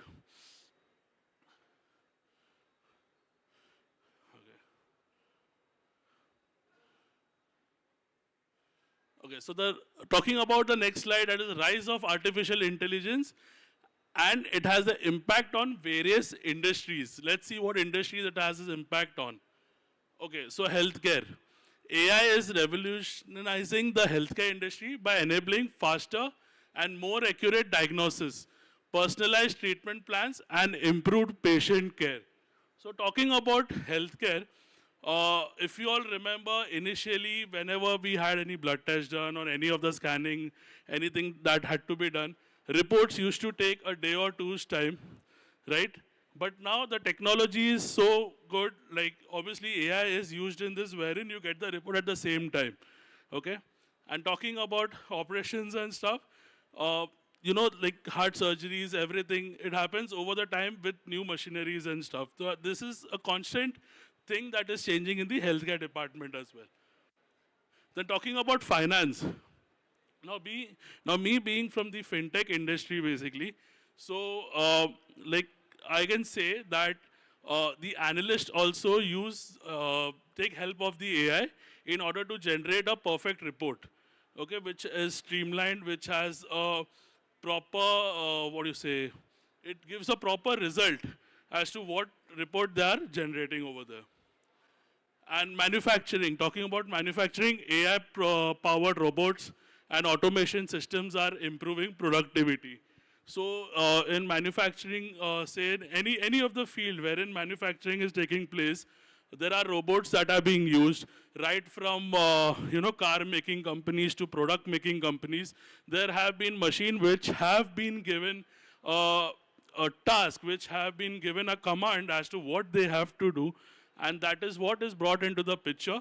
And the product that we get is not only handmade but AI driven, right from the robotics.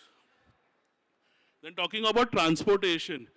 So AI is driving the development of autonomous vehicles, optimizing logistics and supply chain management, and enhancing the traffic management systems. Again, traffic management systems, talking about traffic signals, how AI plays an important part. And also the main thing that we can see in today's world is self-driven cars. If you all know about how Tesla is coming up with self-driven cars, there are, cabs. Now Dubai will be launching out cabs that are driverless cabs. So how do you think that is operating at the same time? It is operating through an AI, right, with the help of AI. So this is how it plays an important role right now in this current trend. So let's see what impact it has on job markets as well. So automation and displacement. So AI is expected to automate repetitive and routine tasks, leading to a job displacement in certain industries. Workers in manufacturing, transportation, and customer service are likely to be most affected by automation. So talking about customer service, you check onto the website of any product right now, there is a chat that has been given over there, right? There are no, even the customer care, when you call, you have to deal with the AI bot first, and that's when you come towards the conclusion of what is needed, what service you need. Everything is done by AI. The AI helps you do it, basically. And emergence of new role. AI will create new opportunities in fields such as data science, machine learning, and AI development. So, right, there is a storm of, when anything comes into the picture, there is a storm that creates along with it. Like, for example, around 2016 to 2018, there was the digital marketing thing that came into picture, and everyone were into digital marketing. That is because they were adapting to the system, right? And everyone wanted to grow in that field, and they knew that that is the field which will be taking over the market next. So adaptability is one thing over here. And talking about upskilling and reskilling. Again, this is the same thing that I had been repeating always, that once you are into this field, it's not that you have to be worried about a job loss or something, but something you have to upscale yourself so that you can make use of it and work along with it. Okay, so now what next? Since AI is something which will be in charge upon us very soon. So what's next over here?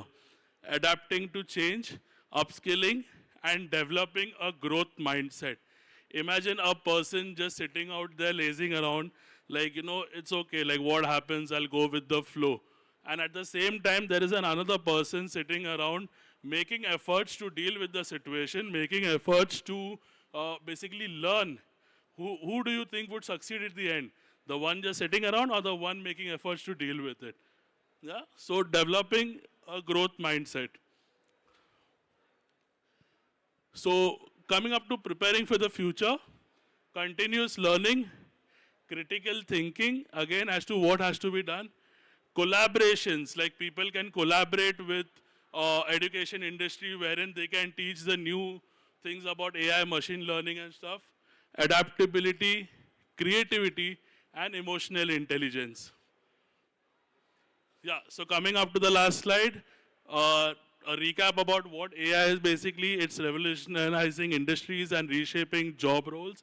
It requires individuals to adapt and acquire new skills. And what the future outlook, embrace adaptability. We have to be adaptable in what we are doing and cultivate a lifelong learning mindset to thrive in the AI era. So this was it from my end. Thank you so much for your support, guys, and wish you all a luck. Thank you. Amazing. Thank you so much, Mr. Pesh. That was very insightful. I love hearing more about artificial intelligence. It truly is an evolving landscape, and it's amazing to hear your insights. Fantastic stuff. Thank you very much. Cheers. All the best. Thank you. No, it's very hot over here. So. Wow. What an event this has been. What an amazing first day of Iconic Finance Expo. Absolutely. With a record registration over the next 2 days of around about 12,000 attendees that we're looking at. with keynote panels, pictures, you name it, it's happening here at the Iconic Expo. Yeah, tomorrow we promise it will be amazing. We've got even more speakers. We have another panel, and we also have our awards in the evening. So please make sure come back tomorrow. We want to see all of you here. Yeah, this is just a warm-up, guys. Tomorrow we will be back. Hopefully you'll be back. We'll be back on stage from 10:30 to 11 tomorrow with more keynotes and panels. On behalf of myself and Lily, I Yes. believe that is it for day one. Yeah, it has been a true pleasure to share this stage with so many amazing experts.